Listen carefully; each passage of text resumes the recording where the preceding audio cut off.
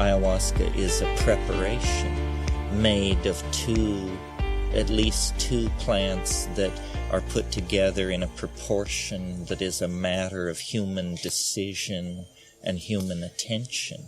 So there isn't the ayahuasca experience. There's a whole spectrum of experiences orchestrated by human personalities that are making the decision as to whether or not to add brugmansia, brunfelsia, tryptamine, how much and in what proportion, so forth and so on.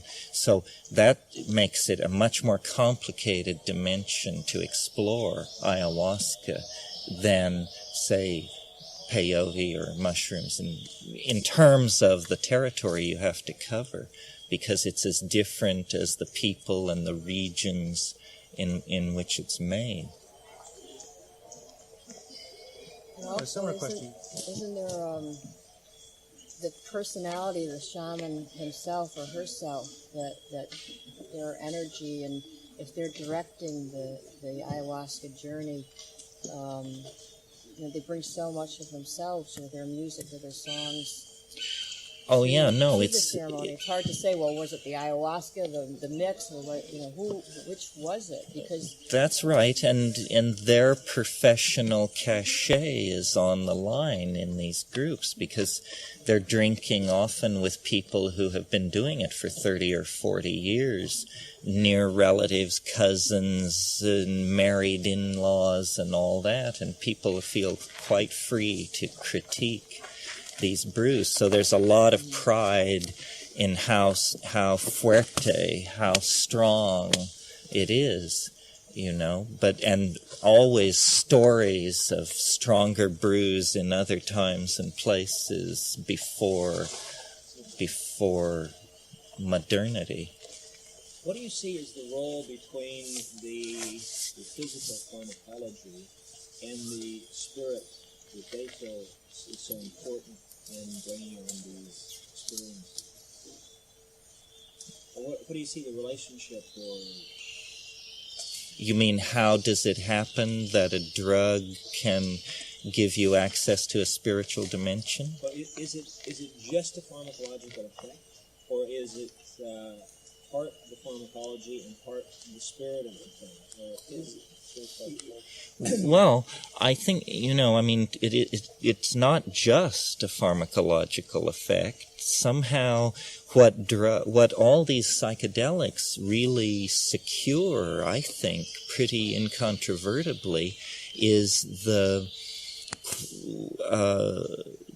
formative juncture between mind and matter is somehow in the quantum chemistry of the organism.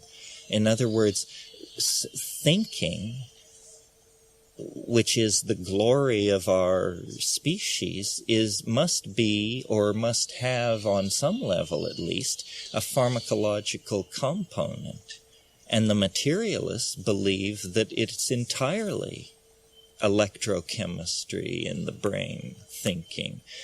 I think that will fail. That's not a sufficient explanation. But even if you believe that there is a non-physical dimension that is not rooted in matter, nevertheless somehow thinking and inner vision and ecstasy, which are neurological and neurophysiological phenomena, are somehow the operational means for accessing it when you're in a human body.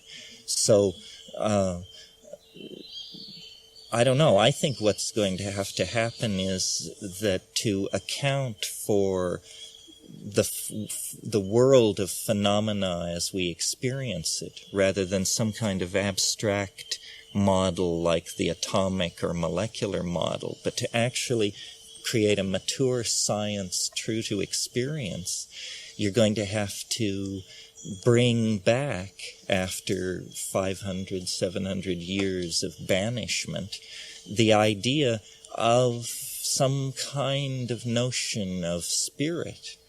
And when the shaman says spirit, we think we understand, but really shamanism uses a technical language as complicated as particle physics, and spirit is as complex a concept as spin or charm is to a quantum physicist. But somehow, and I think it's a huge transformation for science to admit an invisible, non-physical, but causally efficacious aura around things, events, objects. But really, the revolution has already begun in the 19th century with the discovery of the electromagnetic field.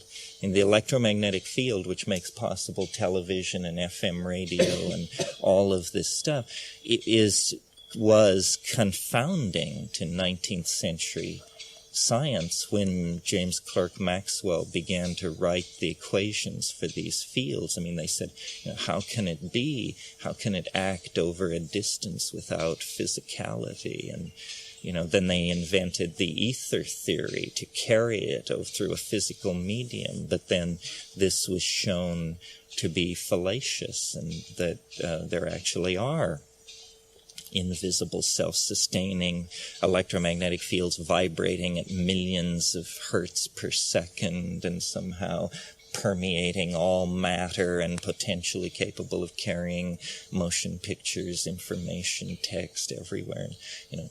This is totally occult magic to the 19th century materialists. And as science, the great frontier of science is biology and the higher processes of biology culminating in thought, trying to model these things, understanding them through physical models, through dynamical system modeling. It drives the pulse of research mathematics. Nature has been rediscovered as an inspiration in certain branches of science just in the last 20 years.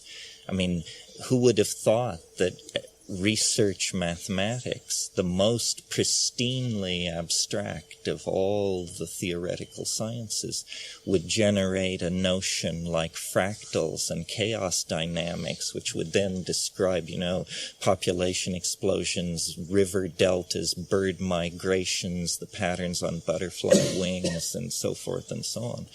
And a lot of this work is done very frankly by psychedelic personalities and psychedelic imaginations. Some of you may have seen the issue of Gentleman's Quarterly about a year ago, which had this article about the psychedelic community taking the weird tack that if we suppress psychedelics, we will lose our cultural edge in the world design and technological implementation game, because this is the only edge we have over the Japanese, is our fiendish creativity created by our boiling genetic melting pot of a culture.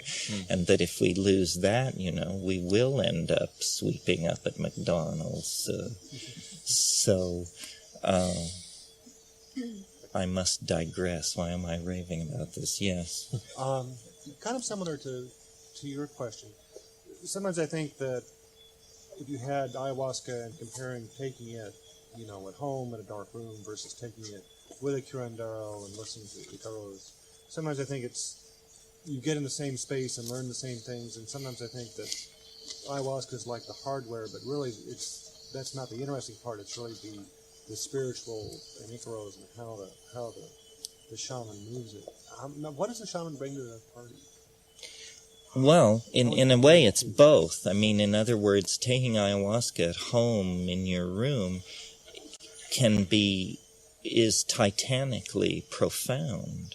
It's a full-blown hallucinogenic meltdown, just like high-dose psilocybin, and the real core of it can't be told. It takes you apart so completely. On the other hand, somehow you take a day off, but then return to your desk and, horsewhipping your employees and doing whatever you have to do in daily life. If you go into what they know in the Amazon, I don't think can be told. It's below the horizon of intellectual apprehension. If you actually gave yourself to this stuff, anything is possible. I mean, I've said this for years about psilocybin, that most of spiritual questing is a frantic, full-on, full-forward scramble to attain a spark of progress. Once you get into psychedelics, you find you ride the brakes a lot more. You know now that you've got a horse you can ride. So it's not now, so now it's all about, well, do I really want this? And how much of it do I want? And if you go to the Amazon, or if you go up on Cold Mountain with a pound of mushrooms, and you can transform yourself beyond our ability to put up with you.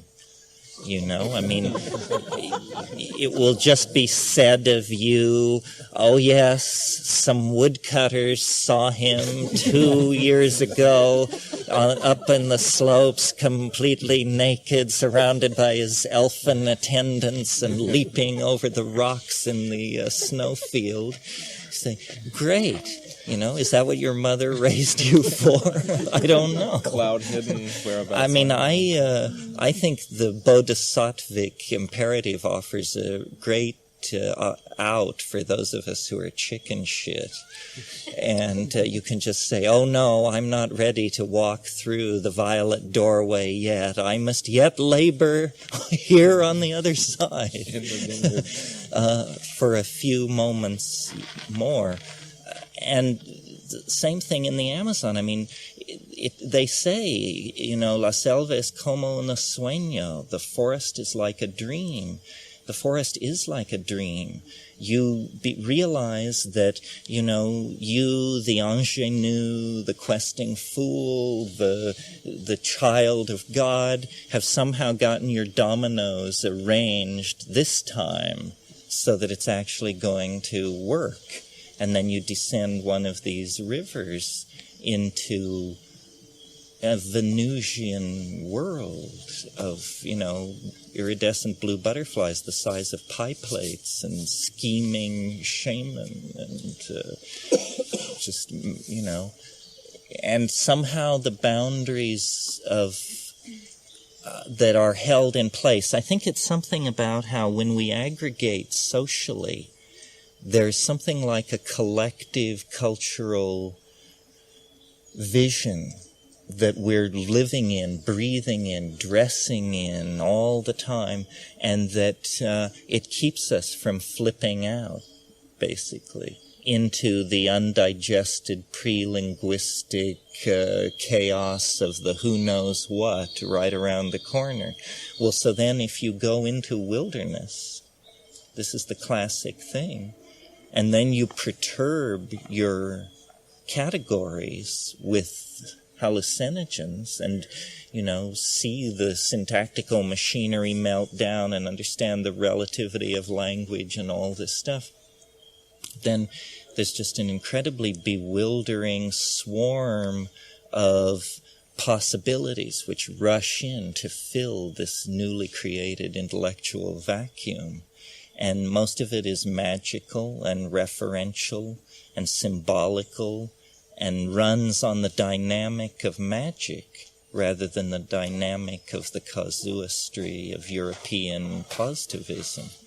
And you think you're losing your marbles, and by our standards, you are losing your marbles. And then the question is, this truth that is beginning to poke through, how much of it can be integrated, and how controllable is it, and what is its ultimate implication? I mean, it gets very peculiar. It's This is, whatever else it is, these psychedelics are certainly a tool for unlocking the labyrinthine peculiarities of the imagination. So do you think you were talking about Maxwell's equations and how that magic turned into technology.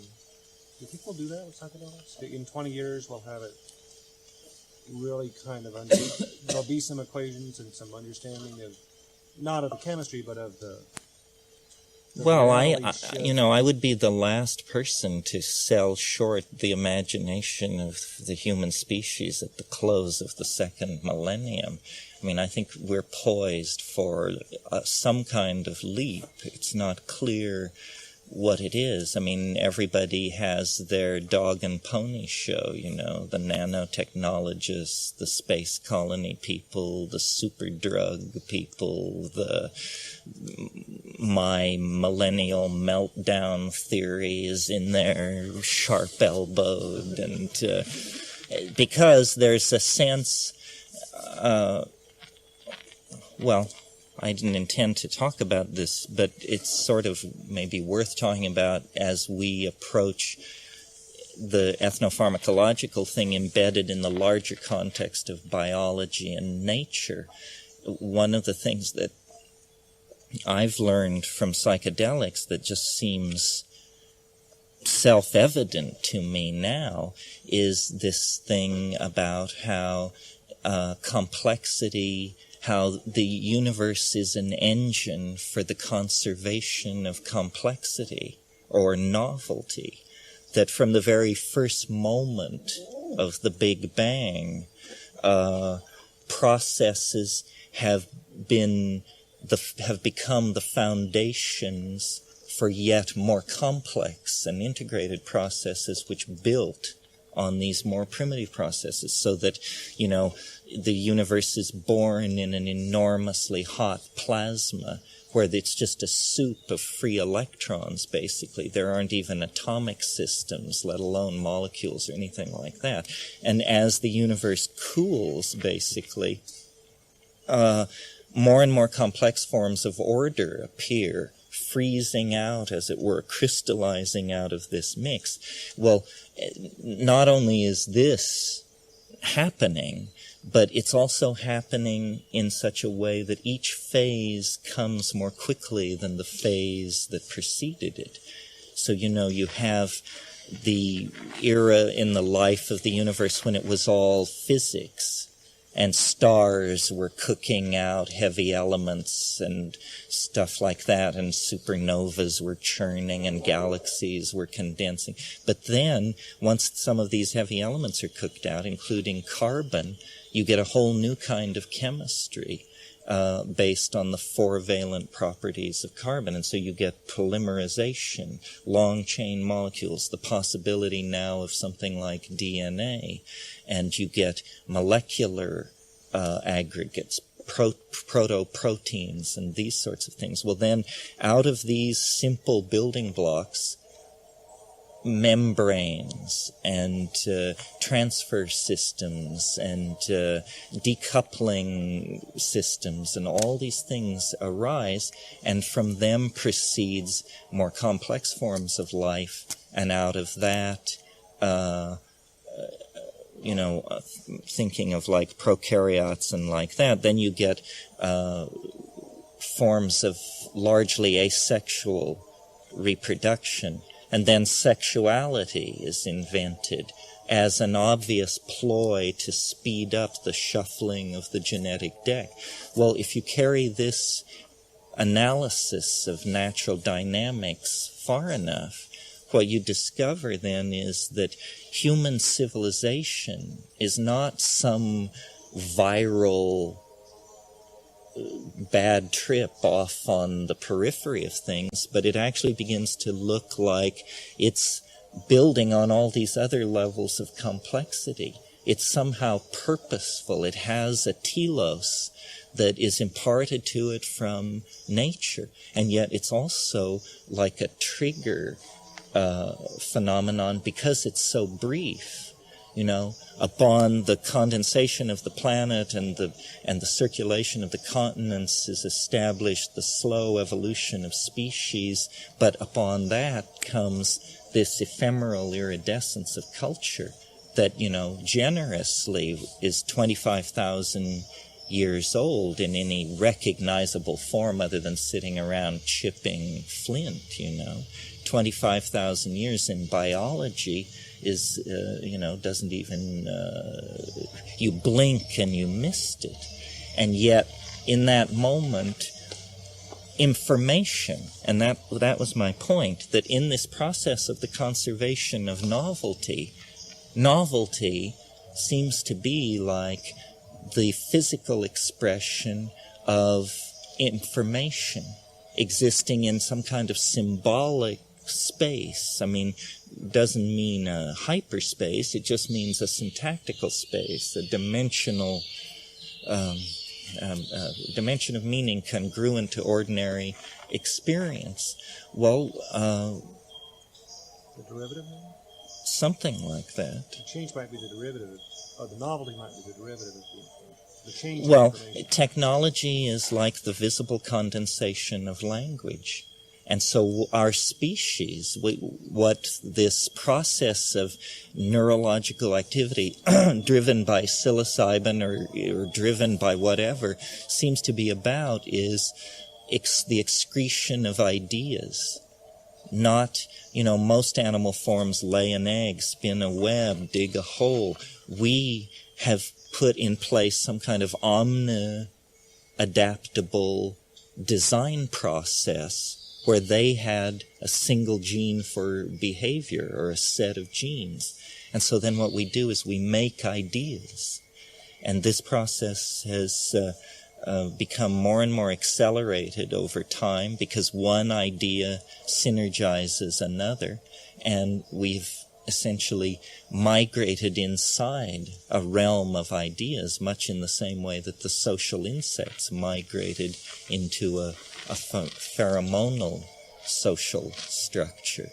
And we're living now inside these ideas. I mean, some of them are physical ideas like automobiles and subways, but most of them are ideological constructs like filial obligation, monogamy, capitalism, shamanism. I mean, there's no moral judgment on this. This is just what we do. And somehow these powerful hallucinogens, I mean, I think the essence of shamanism, in a sense, is that wherever you start from in that process, you find your way through the use of extraordinary physical techniques or ordeals or hallucinogens behind the appearances of things. That the cultural machinery of language, you make the Wizard of Oz discovery, you say, it's just a little man pulling levers back here. And this gives the shaman power to reweave the structure of reality where it has become damaged. And disease in that cosmology is something like that. It's an unraveling in the weaving of the reality, and it can be fixed by song and magic, because language and song and magic are what are holding the world in place. A friend of mine once, upon smoking DMT and being interviewed after coming down, said that in every angle of the room he had seen a tiny demon doing calisthenics. And he said he believed that these demons were keeping the world from folding up into a line, that just they hold open every 90-degree angle. They're the demon of the angles, and without them the whole thing would just become terribly humdrum. Is that what you mean by magic? Or what when you use the term magic, what is it you mean by it? I mean some kind of, Jung called it psychoid, I'm not sure why exactly, but an entry into a dimension where two possibilities are happening. Either the level of synchronicity is so high that the fiction of statistical probability breaks down completely. I mean, where, just what's going on is so improbable that it can't simply be called improbable. It's miraculous. And then the other dimension to the magic is the migration of spirit into matter and the co-fusion of the opposites. I mean, what magic is about is somehow overcoming the dualism of the phonetic language heritage of Greece, overcoming that and having the subject-object dualism drop away and actually seeing how things are composed of their complete antecedents. This is what alchemy is all about, they call it the coincidentia oppositorum, the union of opposites. And it's a completely legitimate intellectual move. In quantum physics now, you have to use what's called Boolean algebra. And the vision of the quantum realm now is a realm of ordinary logic out of which protrude these areas which are called isles of Boole. And they're places where you get to change the rule and you get to use a both-and logic instead of an either-or logic. And that's what Boolean algebra is the working out the consequences of a both-and logic. So if it's legitimate at the quantum mechanical level, we started out this discussion by saying what psychedelics secure is somehow the union of mind and matter at that level. So, and I don't understand how this works, this magical domain. When the rational mind is present, it doesn't work. But it turns out the rational mind is just a psychoid object in your personality. And you can trick it into non-existence, either by overwhelming it with a psychedelic, but even when you're like on a psychedelic and waiting expectantly for it to manifest, until your quote-unquote attention wanders, it won't show. It's because this thing which we call our attention is this thing which is holding the laws of Newtonian physics and casuistry somehow in place. I mean, I don't pretend to understand all this. Clearly, if one did understand all this, you could untie the knot and somehow, you would be a real shaman. I mean, you would be able to pass in and out of ordinary states of existence and move through these dimensions. They're there, but for most of us, they seem to be accessible only in the imagination. And then the imagination invites close inspection and attention. I mean, what is the imagination? Essentially, the psychedelics are imagination catalysts. That's the human faculty which they work on, especially the visual imagination. Well, again, we have so imbibed the assumptions of positivism that most people think the imagination is like the mind idling, and they think of the mind as the electrochemical activity of the brain. But, the phenomenon of memory poses certain problems for that model of how it all works, because it's said, that we change all of our physical material except our neurons every 5 to 10 years. Well, how then can a 70-year-old person remember the smell of their grandmother's parlor when they were age 6? 10 times in the course of life, all matter has been replaced. Well, then where are the memories? And how can a memory of a spring day 70 years in the past be just present? This is a great mystery that the materialists prefer not really to look at.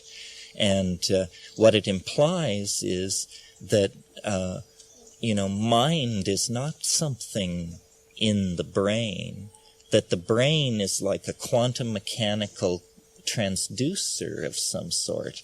It's a receiver, not a generator of mind.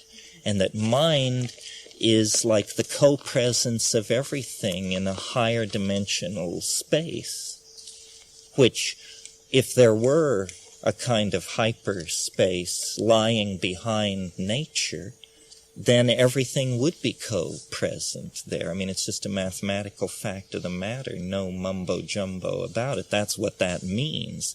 All points cotangent on the next level up. So, I think the reason I'm so stoked on psychedelics is because, in spite of the fact that they're archaic and that people have been doing this for 100,000 years, still I think it's always been the cutting edge. That really what shamanism means is, in some languages, the word means go-between.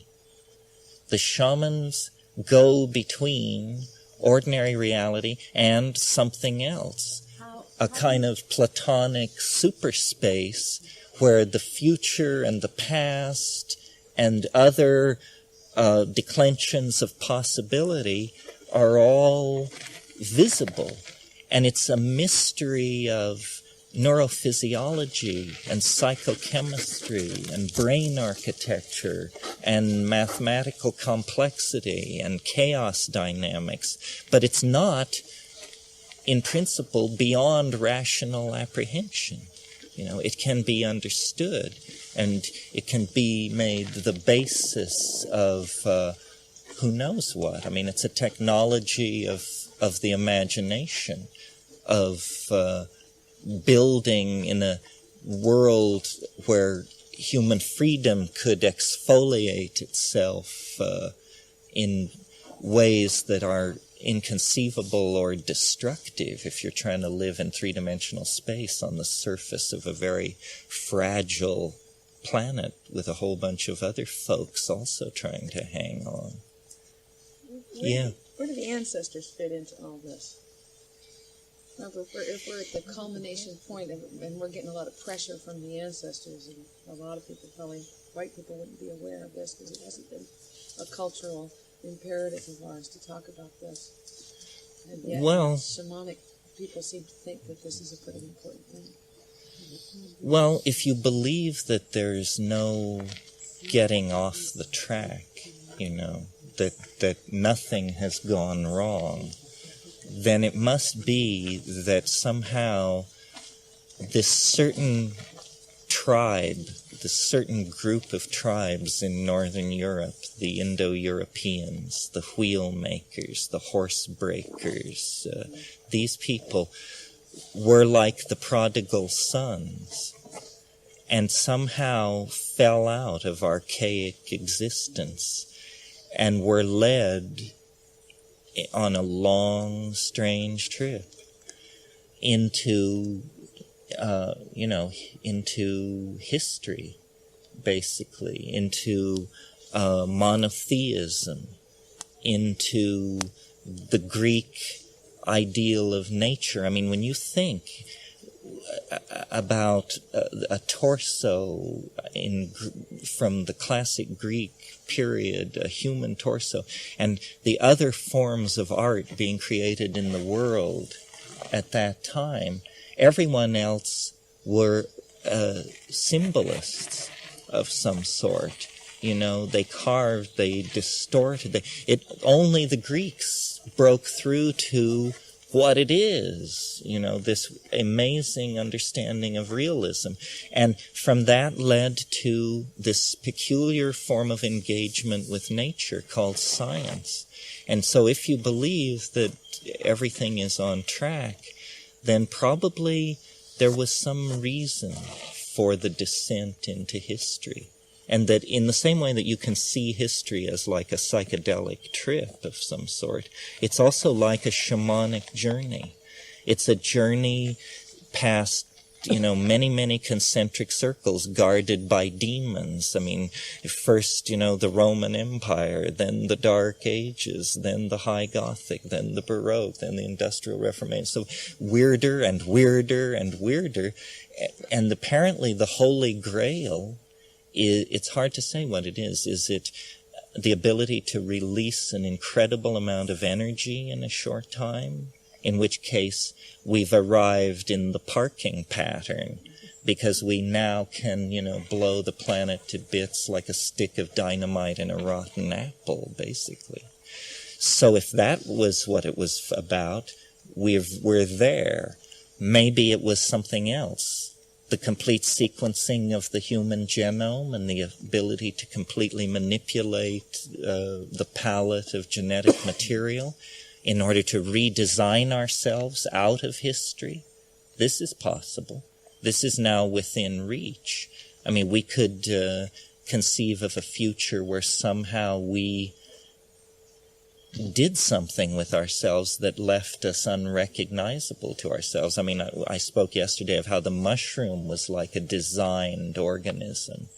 Well, how far could you go with that, I mean, could we create a planet where every eye that looked out at that world was a conscious eye with a thinking, judging mind behind it, from, sea slug to squirrel monkey, somebody you once knew, or, some more exotic virtual reality, nanotechnology, hybrid kind of thing where everybody gets downloaded into a super-cooled cube of gold ytterbium alloy buried at the bottom of Copernicus and goes off into virtual heaven or something like that. I mean, believe me, Fujitsu is trying to bring it to you. There are folks working on all these frontiers. Wouldn't some sort of ultimate thing have to be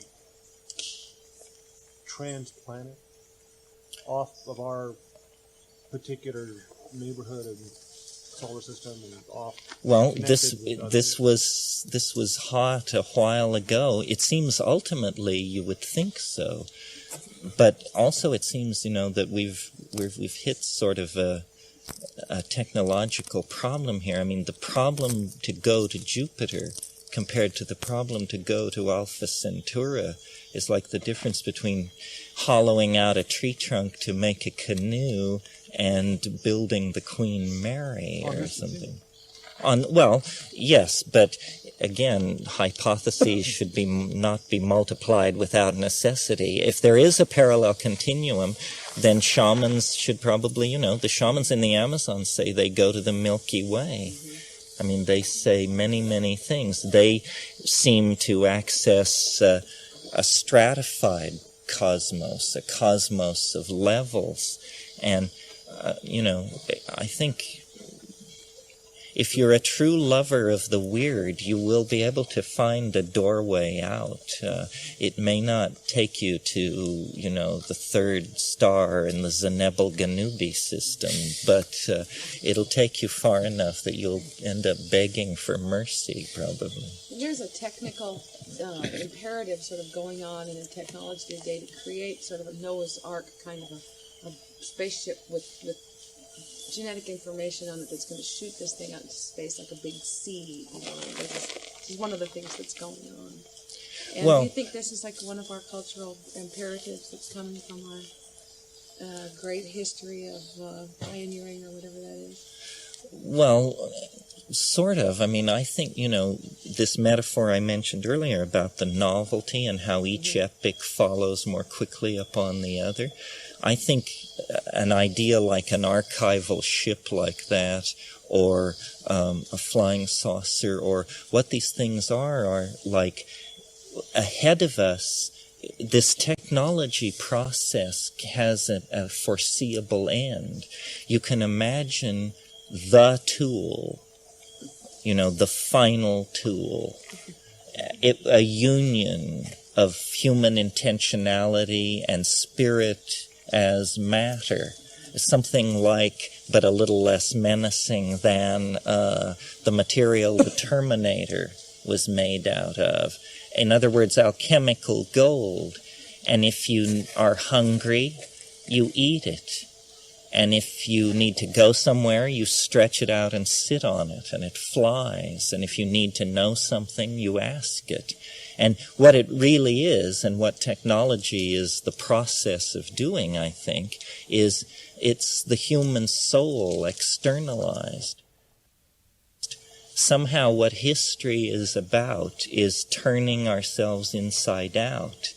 And this technological excrescences that are our hallmark are an effort to condense the mind that we sense within ourselves before ourselves as a kind of obedient, reflective, ectoplasmic slave of some sort that is the perfection of life in three-dimensional space. Why we have this idea is not clear, but this is what lies behind. We talked about this some last week. These magical phlegms in the Amazon, which these ayahuasqueros vomit out, these ultraviolet plasmic fluids that when you spread them out on the ground and look into them, there are stars in there. And, you know, what it is it's a hyperdimensional membrane, or, you know, something on the border between metaphor and reality that is activated in the psychedelic state by these totally apeshit ayahuasqueros to then objectify their power and their ability to melt through the dimensions and make big magic. Yeah. Excuse me. Where does the heart play in all of this? Well, it plays the role that it's always playing. It's going to be itself to pieces. In other words, it's going to look like the end of the world. More and more, it is looking like the end of the world. But the metaphor, you know, that seems to have the heart thing in it and to put it across to people is to say that it's like a birth. If you had never seen someone give birth and you came around a corner and were confronted with this phenomenon, it reeks of medical emergency. You know, there's moaning and groaning and blood is being shed and people are thrashing around, and it's so then you would conclude there was a problem. It would take a real leap of faith to embrace this as a wonderful occasion and a great natural step forward. And that's the planetary situation that we're in. I mean, we're in the birth canal of a new ontological order for mankind. And, you know, the cheerful amniotic oceans of a planetary past with an endless frontier and endless exploitable resources and mineral wealth and all that, that's all gone now. Now, the walls are closing in. We're suffocating, we're strangling, and we're being massaged toward we don't know what. The end of the world is all anybody can think. Well, imagine a fetus trying to anticipate his future career as stockbroker or Indian chief from the point of view of the birth canal. I mean, it just means that this phase of the career of intelligence on this planet is closing. Why shouldn't it be brief? It has been so brief all along. Processes have been happening faster and faster. Why should we have supposed that we would be exempt from this rule of accelerating process? So we're being carried into, something is summoning us into its presence and sculpting us as we approach it into what it wants us to be. And it's weird. Terence, isn't it in the birth process that the brain is flooded with DMT? Do I recall that correctly? Somebody else asked about this, and then we got into a discussion about how could anybody have ever found that out.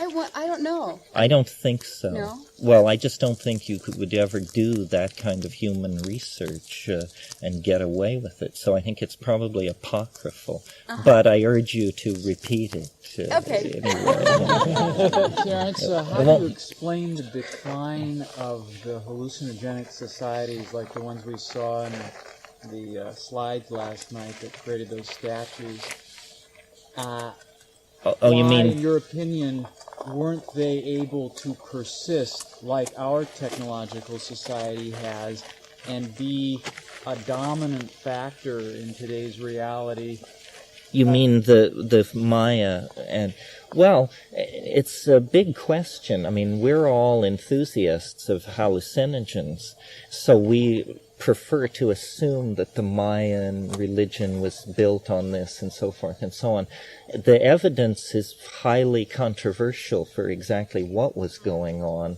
They may well have. Certainly, if you look at the funerary vases that Francis Robesek published in that book of his called The Maya Book of the Dead, a reconstruction of a ceramic codex, the weirdness of these encounters between these royal members of the royal line and these entities coming up out of these plumes of columns of smoke certainly look like a DMT cult. But I think probably the Mayan civilization, as the decipherment now makes more and more clear, was a very, very highly stratified society with a very steep social pyramid, and the poetry recitations and the cultivation of exaggerated social forms and all that make it seem sort of like Nakamura, Japan, which was a similar kind of society and very warlike and very ritualized and very stylized. And I think probably as the decipherment proceeds of the various theories of the Mayan collapse that will have been advanced over the years, probably the notion of what's called the slave revolt theory, that finally the lower classes just weren't having it, and began a generational period of social upheaval that began at Copan and radiated outward and ended the massive building phase and the erection of long count stela. So the underclasses were denied the use of hallucinogens? I can't imagine that they wouldn't have been, because I imagine these things were the province of this poetically inclined nobility. There's no evidence either way. I just don't feel that... Just confused how hierarchy and territoriality, warlikeness fits into the equation when you said in an earlier discussion that these hallucinogens break through those boundaries. No, I understand the question. The problem is we have no idea how shaped by hallucinogens the Mayan society was. For instance, it might have been the province of a shamanic lodge, like the Masons or something. Well, then most people would have known nothing about it. In many societies, hallucinogens are institutionalized as secret societies, like at Eleusis and ayahuasca men's groups in the Amazon and so forth. Or our own culture. Or our own culture. Yeah. One aspect for the heart connection that is a part of my dream, if the success is in the externalization of the soul, and you have this magic carpet or whatever, I would just suggest that the word slave, I would replace it with lover. Or, yeah, that's better. Or self, even. It is yourself. I mean, it's like you've given birth to the eternal portion of yourself. It seems to me that when I take psychedelics, that what it does for me is intensifies my compassion and my insight and handshakes the imagination. I mean, the imagination is incredible, but it's even intensified with a surge and activation of compassion and insight. Do you find that part of the experience? Is that a point of view? You mean that you feel connected up to everybody and compassionate? Yes, and there's an honoring, there's more of an honoring of differences without conflict, which in normal reality, conflict becomes the issue.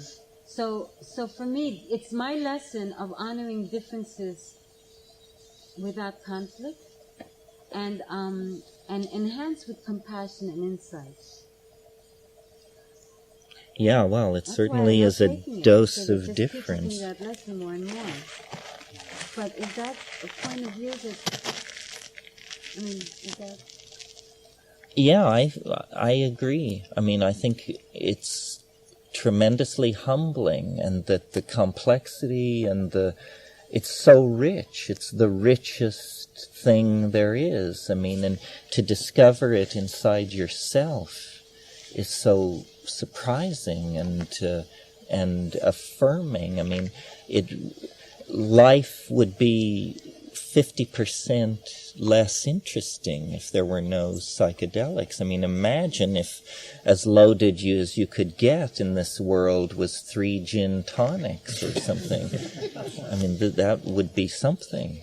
No, I think that it's where you see the mystery, whatever it is, and it can't be said what it is because it's a true mystery. You know, it's the surface of the logos. It's the ontological authenticity that lies behind being visibly beheld. I mean, it's amazing. Yeah. There are peoples in the world who live in places where they do not have hallucinogens or entheogens, and I find it kind of comforting, actually, that people can live all sorts of different ways and come to surprisingly the same conclusions and are able to live fine, and I just kind of like to keep that perspective. Yeah, it's interesting. I wonder what they do, how they get off. That's more with naturally inside yourself, so you don't need to bring it in from outside. Well, or there could be, genetic lines where there's a restlessness that is not present in other peoples. I mean, some people are very happy where they are.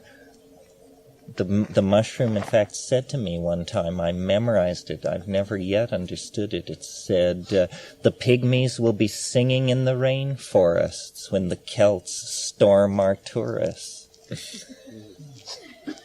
Thank you. What? My view of the Mayan experience was that the Mayan people, there wasn't any separation between them and their environment at all. They were living a story. They were a live story, and that the mushroom was used as a discovery for linear thinking, which was in part how they built their greatness, which was kind of evident, by the way, in the 1850 or whenever it was, when the Mayan people in Yucatan were on the verge of victory in their rebellion. When the day to plant corn came around their calendar, all the warriors walked home to plant the corn. That's right. They walked away from certain victory in this war they'd fought for years in order to plant the corn. So perhaps the mushroom was used by the Mayans it was a discovery of linear thinking. It could be. If you're interested, I mean, this is a fascinating question. There's a great book called The Dynamics of Apocalypse, Computer Modeling the Classic Maya Collapse. And it goes over the many, many theories and tries to reach some conclusions, which it really doesn't, but it's a fascinating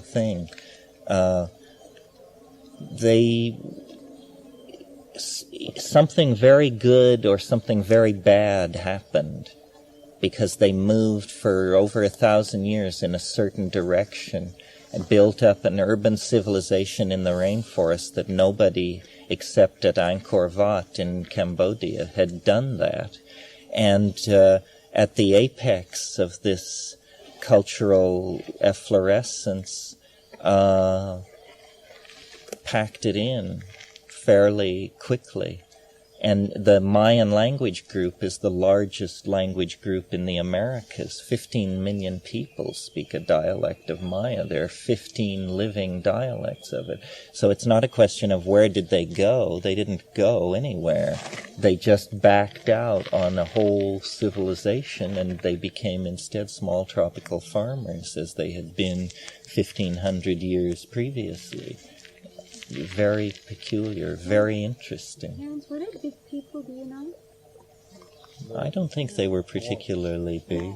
Huh? No, Because when we went to Palenque, the steps, well, I mean, it was really it was an exercise for me, and we did this for 3 days. I got my set of exercise, but I can't believe they did this.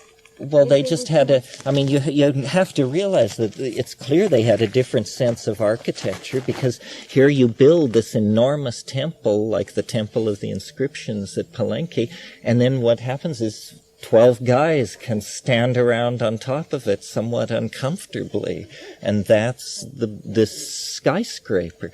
So, because, they had no interiors, really. They built, every 52 years, they would recover the temples with more stone and build them progressively higher and higher, which was a great break for Mayan archaeology, because you can just peel these things like an onion and go back and back and back. But they did go up and down the steps, I didn't think they? the size of the steps may have had more to do with the number of steps, that they weren't fitting into a particular space, than it did to do with the size of people. Mm-hmm. I still don't know how they went up and down the steps. Yeah, but somebody Puffing and puffing. I mean, if the Earth is still around in who knows how long, somebody might find a Frank Lloyd Wright building too, and figure, well, how did these people go up and down these stairs? I'd like to go back to Robert's question. It seems very difficult to believe that if any large group of people in the Mayan culture were using psychedelics on a regular basis, there would be that kind of hierarchy and oppression of large groups of people. I just find that, I don't know if there's any explanation, I just find it hard to believe. They don't fit. Well, we don't know if either was the case. In other words, we don't know, no Mayan depiction of mushroom use or morning glory use survives. What we have are the mushroom stones, although there was an elaborate paper published by somebody at Harvard saying these mushroom stones are not mushroom stones at all, and demonstrated that you could take a piece of wild rubber and sit with this stone between your knees and pound it out in a certain way and make cuts on it in a certain way, and could make a perfect rubber ball. And so it said, these are essentially lasts. Isn't that what they're called, that you hammer something on? These are lasts for making balls, and you're just crazy to think that so there's that theory. There's no, that smoking god that some people have on their T-shirts here at Palenque is the only depiction in stone of the use of tobacco ever found. Tobacco was important, clearly. It's depicted in the vase paintings. Francis Robesek did a book called Tobacco, the Smoking Gods, that's all about the Maya. But it's impossible really to know how Mayan society worked at this point. Well, if you look at Robesek's book, I think you can satisfy yourself that it probably is smoking, because he shows enough of these counterexamples off these other ceramics that it looks like a style. It's something. They have these horrific depictions of these dragon-like creatures vomiting other entities that rise up out of these what look like incense pots or something. And, some of us might like to believe that they're heaving DMT resin onto hot coals and breathing it in, something like that. But we don't know enough about hallucinogen use. And the mushroom complex, of course, is in the Sierra Mazateca. That doesn't involve Maya. That's Mixtec and Mazatec Indians, the people whose ancestors built Monte Alban. If you should go to Oaxaca, there's an immense city there, 3,500 years of continuous occupation on these two flattened mountaintops called Monte Alban. That's one of the most amazing sites in the Americas. And it's not Mayan at all. It's Mixtec, Mazatec, and like that.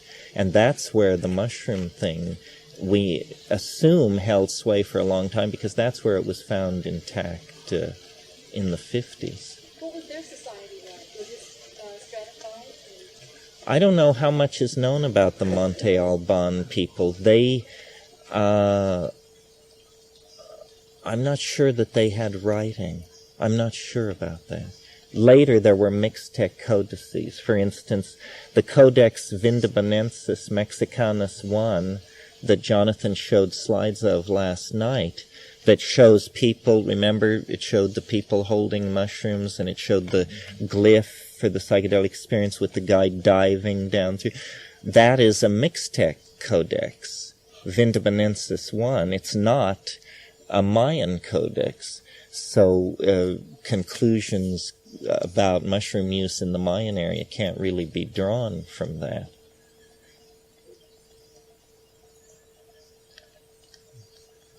The design of some of these buildings, when you look at them from above, is suggestive, it's highly suggestive of all kinds of infrastructural patterns that cause these states of mind also. I think it was a very stone society at the top. This question about how can you have a hierarchical society and a psychedelic, we forget the all-pervasive impact of modern media. For instance, the answer to that question is you have it in the form of a secret society or a mystery cult. But if it's all over the cow dung, how can it stay a secret? Oh, well, no. The Stropharia cubensis mushroom entered the New World with the Spanish. What I was going to talk about, or what it made me think of, is the Soma cult of the Indo-Europeans. The great mystery here, you see, is you get these endlessly verbose poems, the Rig Vedas, singing the praises of Soma. Well, then, number one, what is it? And number two, if it was so wonderful, how could it have ever died out? And that's an interesting question. How can a plant or a drug be found and lost?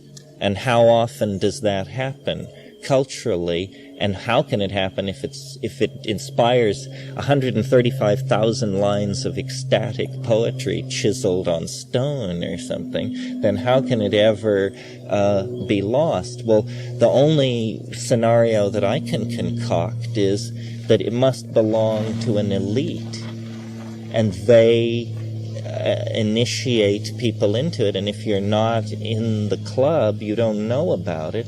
And then what happens is the lower classes, the classes that are supporting this social pyramid, get pissed off, and they kill the elite. And in the process of exterminating a priestly class or a ruling class, a sacrament of a secret men's society could easily be completely trampled underfoot and forgotten. Yeah, for Soma, it started in kind of above where India is now, where some plants might have grown, where some might have grown, and then they migrated south into India with a very different climate, and then they couldn't grow the plant. Well, in my book, Food of the Gods, I spend a fair bit of time on this because it's an interesting question and a lot of people have tried to figure it out.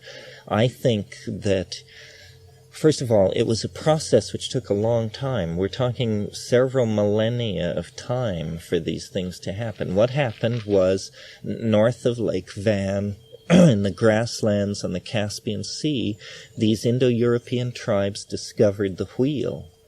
And at this time, they were domesticating the horse for the first time.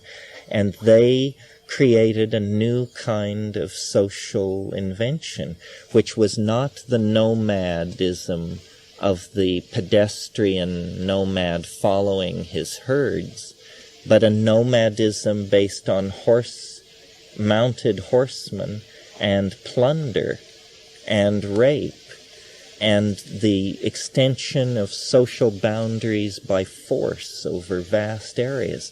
So these were the Indo-Europeans, the people who may have taken Amanita muscaria, who practiced a rite of horse sacrifice, and so forth and so on. They came down around 6500 BC. They entered Asia Minor, the Anatolian plain of Turkey, and destroyed Çatalhöyük, which was this other kind of civilization, a mother goddess, matriarchal, psychedelic, cattle-based, horned goddess civilization that had built the most advanced city in the world of that time, was there on the Anatolian plain, had gone through several cultural efflorescences and retrenchments, and then was destroyed in 6500 BC by these people, the Indo-Europeans.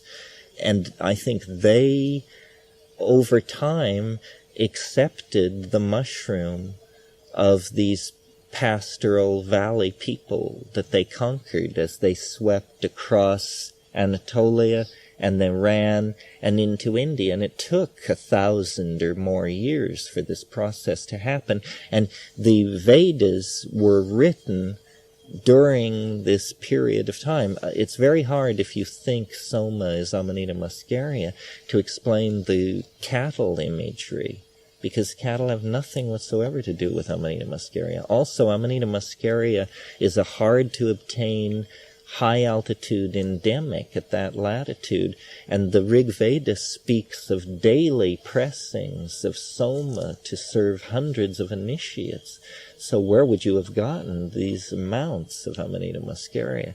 So I think probably it was psilocybin, and then later psilocybin mushroom probably combined with Pergamon harmala. You see, parallel to the development of the Vedas in that area was the development of the Zoroastrian religion, and it had a literature called the Avestas, and they spoke in extravagant terms about a magical sacrament called Hauma. Well, Hauma and Soma are the same word.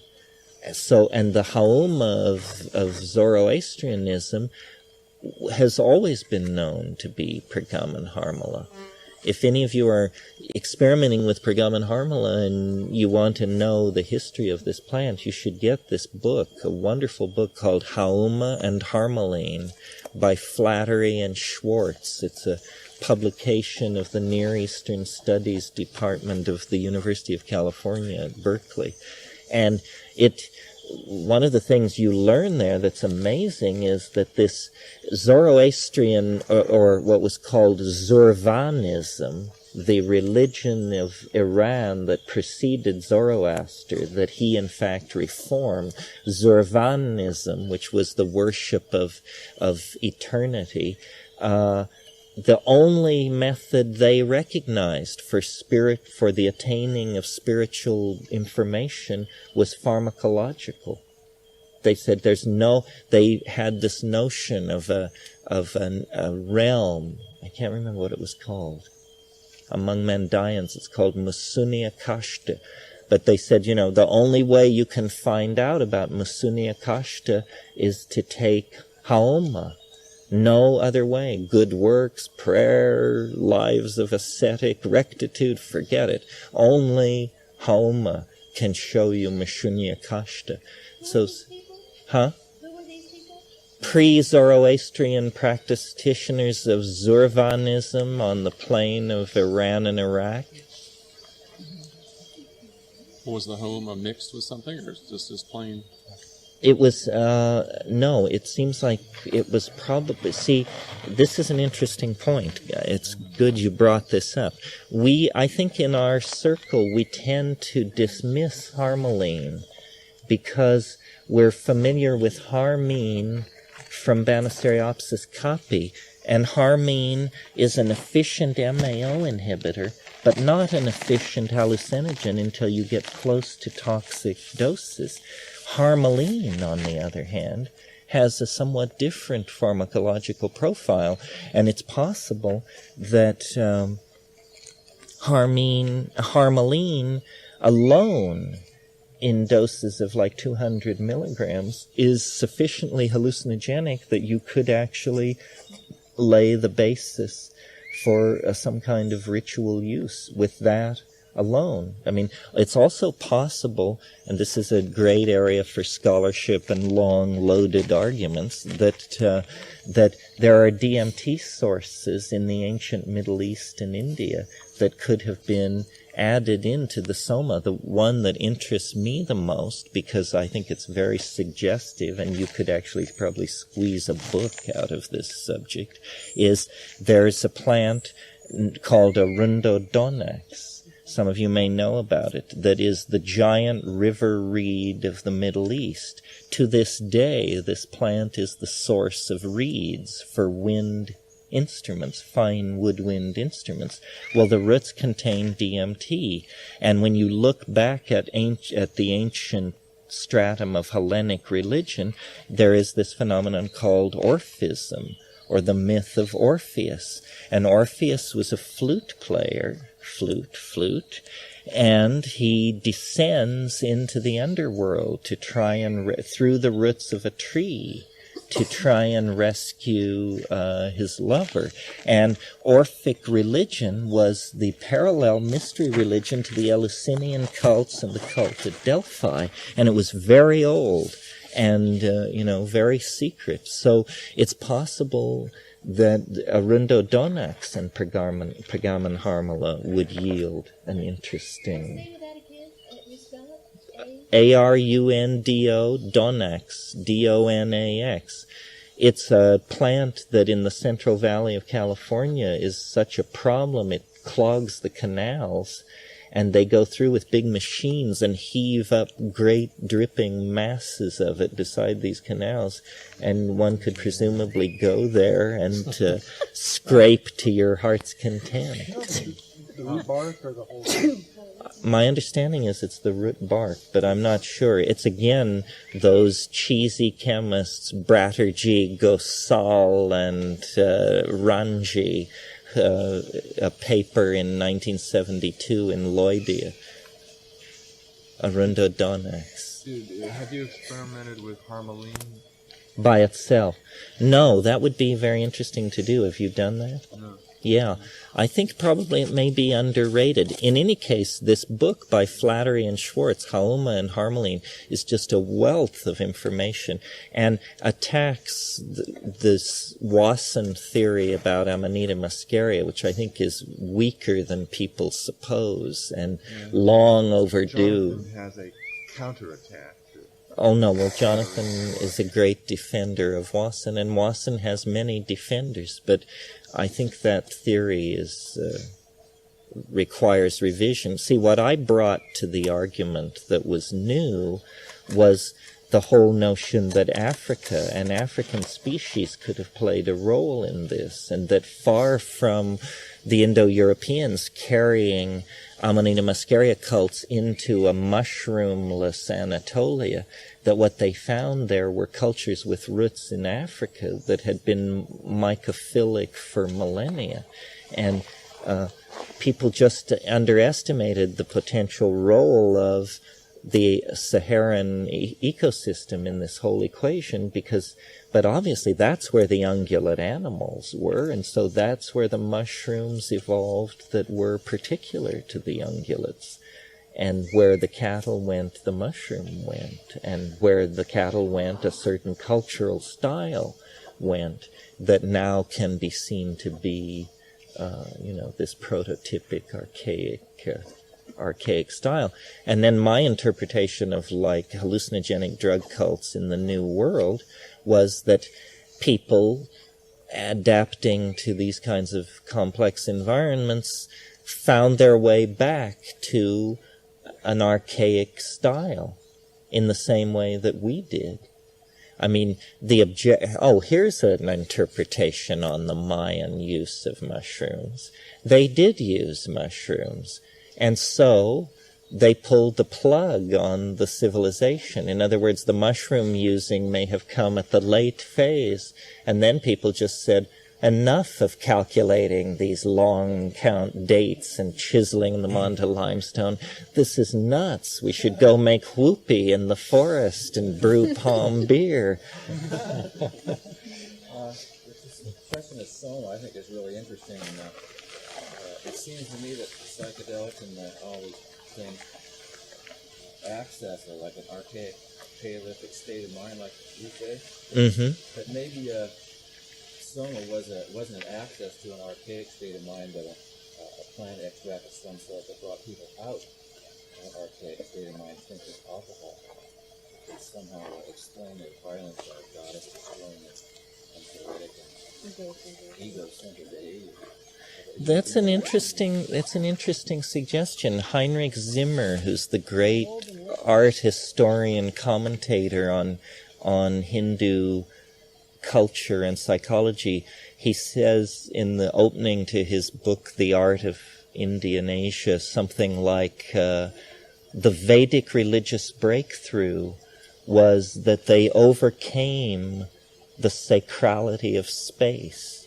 He said these people had no sacred rivers, no sacred waterfalls, no consecrated boulders. They would kindle a cosmic fire. And where that fire was kindled, there the center of their cosmos would come to rest.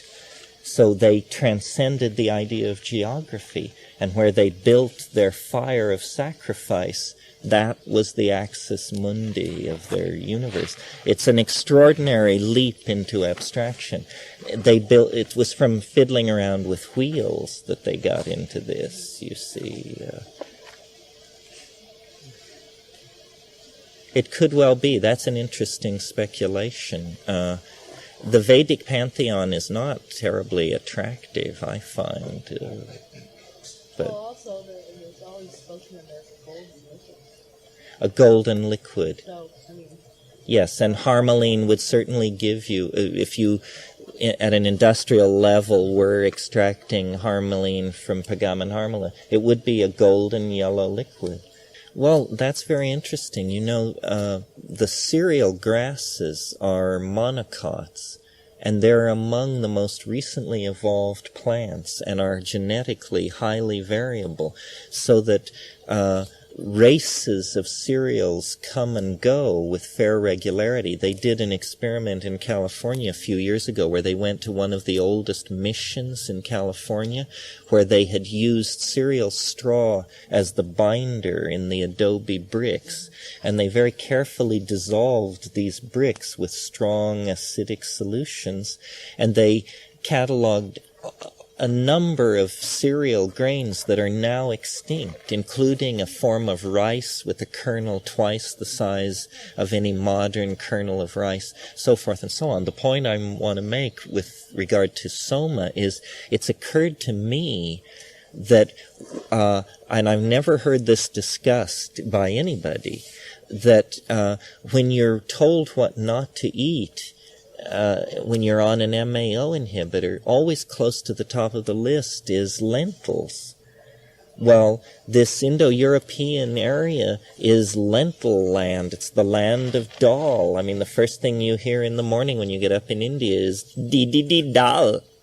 You're having dal, and there are many different races and kinds of dal. Well, is it possible that what we're dealing with is a nutritional predisposition to a much stronger reaction to harmaline than, say, a white bread-eating North Hollywood population would display, or something like that.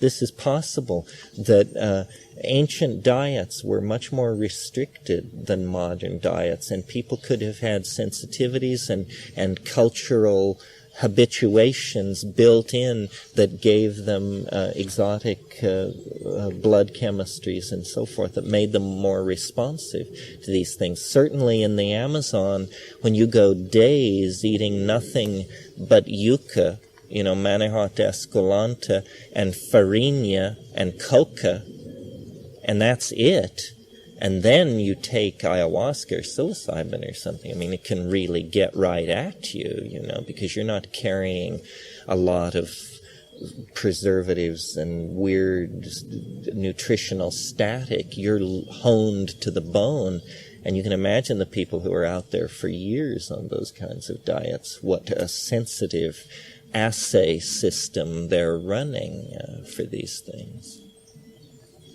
Yeah.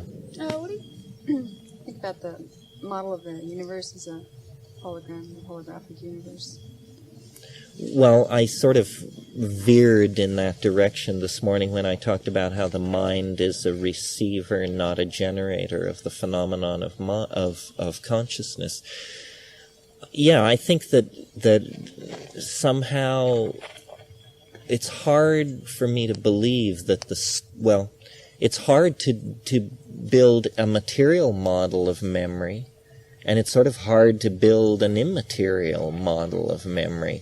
Memories are so specific, it's hard to see how you can code them into cold air. On the other hand, there are so many of them, and what you see when you take hallucinogens is just this Niagara of visual data. Well, where is this stuff coming from? Where is it stored? Is it being generated in real time, a millisecond before you behold it? Or is it like a film being played? So I think some kind of high-density information storage in some kind of superspace is implied. Even the straight people in physics now require the most popular model of cosmology at the moment requires 11 dimensions of description. There are the 3 spatial dimensions, the temporal dimension, and then 6 other dimensions that are folded in at the microphysical level.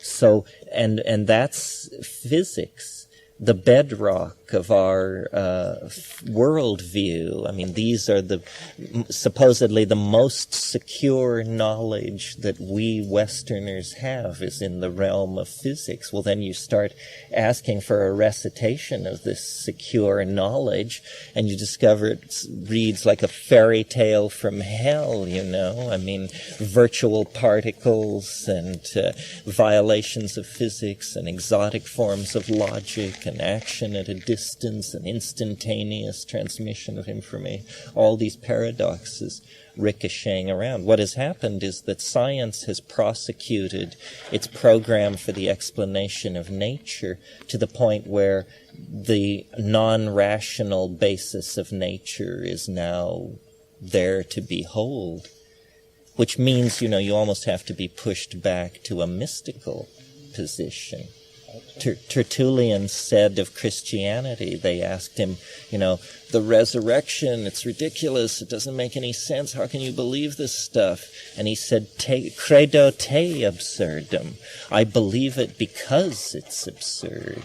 And this is sort of where quantum physics is now. Yeah. A little bit on this memory and storage stuff.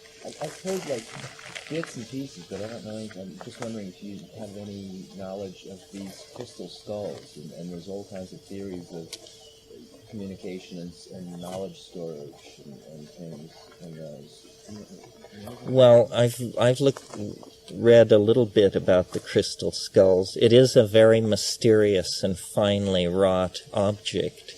The rigidity of the categories of the people into whose clutches it fell might require revising and strengthening. The problem with so much occult thinking is that it's just they never encountered the notion of the rules of evidence. The rules of evidence. In fact, the New Age generally suffers from this problem. Not only the New Age, but a number of points of view. I mean, Marxism, Freudianism, every point of view, every philosophy, the tough question you should ask somebody if they say, I'm a Scientologist, or I'm a Ayn Randian, or something. The question to ask is, under what circumstances would you abandon your major premise? And if you say this to a Marxist, they will never answer you. Neither will a Freudian. And usually neither will the devotees of the fall of Lemuria. Or I might add, neither would the Warani. Neither would the Warani. Because after working with them for about 3 years, I sort of realized that they have this, I don't know, they didn't say this or anything, but it kind of seems like since I have no explanations for anything, everything is possible. And they were telling me about a guy him who died like 30 years ago, and he was able to jump like over rivers and just hundreds of feet, just jump up. When someone would come and attack his house, I might be able to jump up through the roof of his house. And they all told me about him. And that's just one of the many.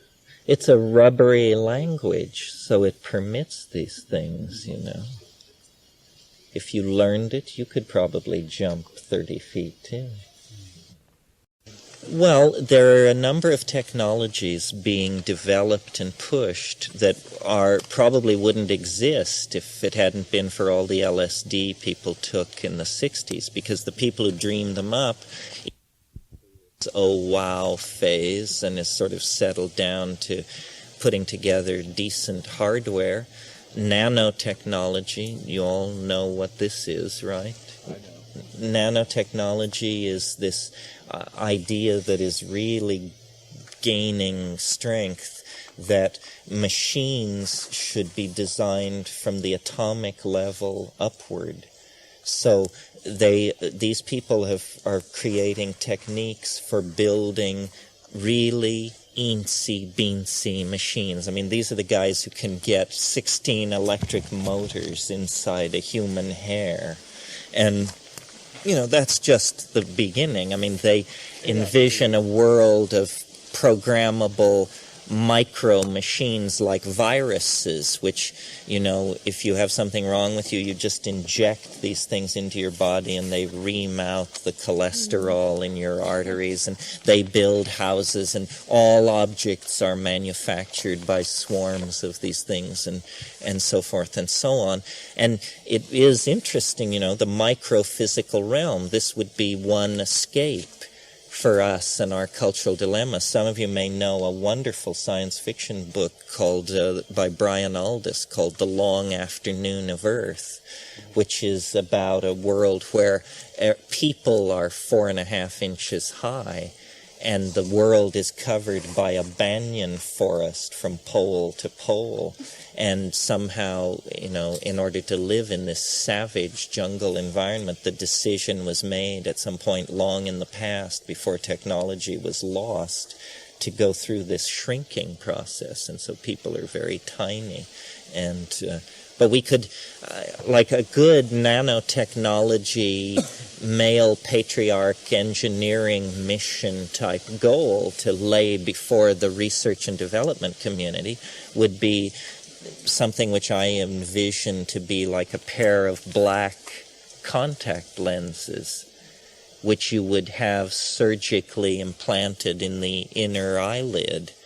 And then when you closed your eyes, there would be menus hanging in space. And what this would be is the cultural interface device into a culture which was entirely virtual, sustained in electromagnetic, hologrammatic hyperspace, and the only access technology would be these black contact lenses in behind your eyelids. And so you would appear to be basically Warani, naked, painted, walking around in the rainforest. But when you closed your eyes, you would be able to send and receive faxes, scan databases thousands of miles away, receive email, look at your bank balance, play games, talk to people at a distance, exchange information, have virtual sex, be all these things that are promised, but the culture would have been dematerialized. This is a key thing. And again, psychedelics are important because psychedelics show the power of the imagination. That where we want to go live is the imagination. There's real estate out there, folks, and you want to get there first and stake your claim. That is an interesting half of the vision, I think. But actually, in an essay I wrote on astrological upcoming patterns, I posited that maybe there would be the radical, the visionary technocrats, but they'd be balanced by the radical traditionalists who viewed technology as a crude literalization of innate human capacity. And these two groups could, in fact, coexist, and in fact trade off. But the radical traditionalists would be devoted to the restoration of the gene pool and would prefer their technology to be more of a telepathic nature by preference. But it would be nice to have exchanges between these groups. But I think two groups, so that we again were wedded to the material and embracing it rather than distanced more. Well, the beauty of it would be that the only difference between these two groups would be you'd have to grab somebody, hold them down, and peel back their eyelid. And then if they were wearing the lens, you'd know they were a radical technocrat, and if they weren't, you'd know that they were a radical traditionalist, and otherwise there would be no difference. Yeah, well, visionary technocrat, rad trad. Yeah, right, rad trad, viz techo. The other difference, of course, would be what was actually like in the consciousness of each individual, the radical technique that you were saying, and the Warani. Because, for example, like the Warani, I think that they have the most, as far as like the most advanced understanding, which maybe looked at the most peak out in biological evolution as far as understanding of what, like, I mean, if there is like reality on this physical plane here, then they know what it is. Because not only just to have an understanding of the forest where there's not one thing you don't know about, like the physical plants and intimate connection of the insects and bees and birds and animals and what's pollinating what's dispersing what seeds. Like, I mean, like no other tribe, I think these people living in the most diverse forest on Earth at the base communities, these dudes, like, I mean, while the visionary technocrat with his things in his eyes is well, but don't you actually think that once information or once technology is no longer manifest in matter, it will come to look much more like nature? In other words, the reason technology has straight lines and all that is these are engineering constraints dictated by gravity and design. If information were made of light, it would look very much like the rainforest. And then you would transcend the dualism of nature and techne, and it would just be one weird thing. But there may well be a coevolution in the sense of everything pulsing together, that as the technology becomes outwardly manifest, the inner telepathic capacity, they mutually co-evolve at the same time. But I think one without the other is the Atlantean fallacy. Well, the jungle at night seems very, very electrical and electronic, and you can tell that there's infrared signals and the databases are cycling and power is being used because peak users have gone offline and just all these homeostatic regulators are working. Even for those of us who haven't yet had the implants. Yes, that's what I'm saying. That's right. Well, we're agreeing. Yeah.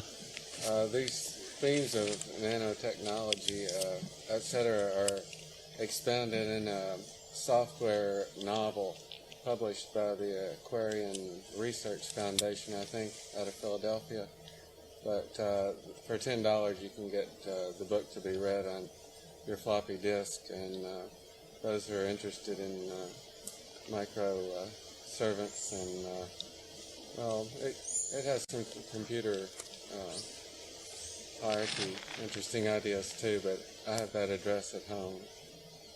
So they publish on software because it's more ecologically. Yeah, well, we're headed somewhere. I mean, I think that what people don't realize is that business as usual is off the menu. Oh, it's finished. There's no, even the straight people, the data which crosses their desks on human population, resource extraction, epidemic diseases, toxification of the environment, retreat of species, it's happening. The spin down to something is underway, and then the question is, what is it? Is it just grim death, and we turn the planet into a weedy lot, and then that's it?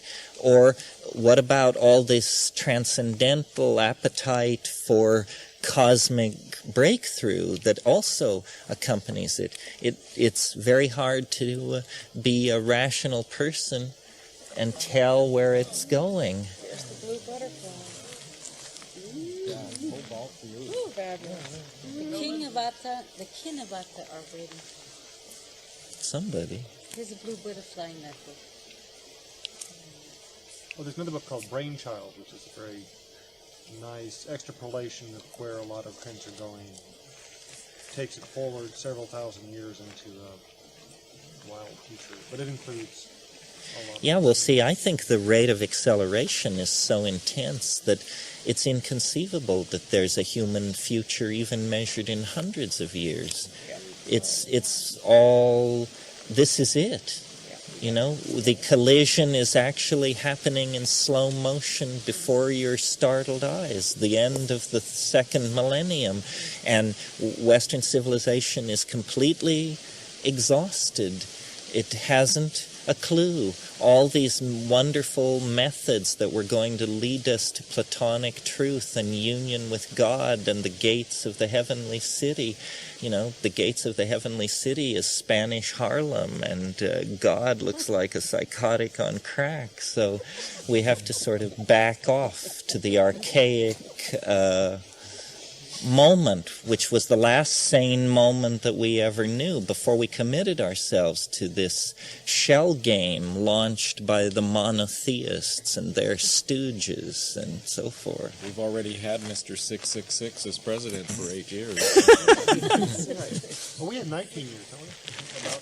Till 2012? Yeah, that's your date. That's my date. I like that. It coincides well with the end of the Mayan calendar and with my mathematical models of change. And yeah, because see, I think that it's self-limiting and that change is accelerating faster and faster, and that there is no principle on which you can then say it will accelerate to a certain speed and then no faster. The more conservative position is that it will just keep, increasing. And what's happening is that all the rest of the time in the cosmos is like being used up in this enormous compressive whirlpool at the end of planetary history. One of the major keys there, of course, is the mystery of time. Because we say, how much time do we have left? And through the astrological lens, we say on a realistic, in quotes, level, there's not enough time. But when we talk about dream time, irrational time, like in fairy tales, when you enter the spirit mound and you spend a day and you come back and several years have passed, irrational time, the turbulence drives us into deeper access to different parts of our psyche where there's more time. Well, we could escape into the dream. Well, but it's not exactly escape, it's replenishment to be able to deal with the rapidity. It's again like when you're asleep and you're dreaming and the phone rings in real life, you wake up in a couple of seconds, but in the dream, you've had an elaborate eon lead up to incorporate the ringing. There's a mystery there about the stretching of time in different states. Well, one way of thinking about this eschatological event in 2012, I mean, just for heuristic purposes, of course, is suppose what it involved was a planetary collision with a planet-sized black hole. What happens when a planet falls into a black hole? Well, I think what happens is that you have it through relativistic stretching, the moment of infalling takes forever from the point of view of those who experience it. From the point of view of an exterior observer, the planet is seen to be absorbed into the black hole. But because reaching the singularity at the center means attaining the speed of light, as you approach the singularity, time goes more and more slowly, and so it would take an eternity to approach that. So here's a kind of eat your cake, have it too scenario, where it depends on where you stand, exactly what your account of events are. But experientially, it lasts forever. See, I think that the idea that something is going to transform reality beyond recognition, at first, when seen through the eyes of probability theory and positivism, seems miraculous and unlikely, because you say, well, surely the end of the world happens only once every 5 billion years, so what are the odds that I will see it in my 70-year span of life? But that's not the right approach, because novelty begets novelty, and the presence of human history as a part of what's going on here and now on this planet is like the rippling on the surface of a body of water immediately before some enormous form breaks through from beneath. Human history is the annunciation call of the approaching singularity. I mean, if the singularity were not approaching, we would still be happily hurling excrement at each other in the canopies of African rainforests. It is the approach of the breakthrough being felt, anticipated across 4 or 5 million years of evolution, that draws us to erect the fragile tools of mathematics and radiotelescopy and all this other stuff in order to be there to catch the fly ball when it falls into our mitt, you see. So we are the proof of the presence of the other in the planetary ecology. Otherwise, there would just be squirrel monkeys, brine shrimp, and antelope, But we represent something else, pushing into the biological realm, mind, purpose, intentionality, for some reason. And, then the Christers and all the rest leap forward to explain why it is. But nobody knows why it is. They just flail you with some laundry list of moral do's and don'ts. That's where they come out with it. But what it is it's a complete mystery. But something is shaping us to its own vision of what we should be. History is not pushed by causal momentum toward entropy. History is pulled in ever-tightening gyre toward confrontation with the attractor that is its maker, and toward which it vectors across hundreds of thousands of years.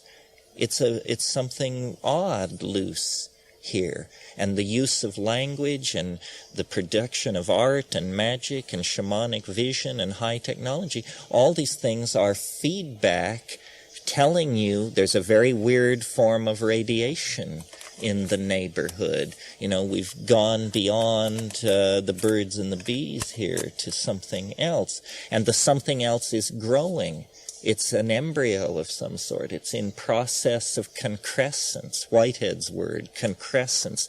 It has an appetite for expressing itself as a nexus of novel connections, civilization based on animal organization, based on the biosphere, based on the geology of the planet, based on the dynamics of the solar system, something reaching out toward itself. And it's the stuff with which it mirrors itself.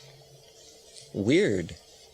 We pulse back at it, of course. I mean, in the sense that we vote for reality with our imagination. So when people, Well, are we thinking it up? To some degree we are. I mean, in the sense that technology, every artifact of technology began as an idea in a human mind. And technology is now shaping the destiny of the planet. This means ideas born in the human mind are now shaping the destiny of the planet. Well, what is the human mind? And what is it about the human brain, mind, body triad that allows us to download these ideas into the stream of cosmic consequentiality?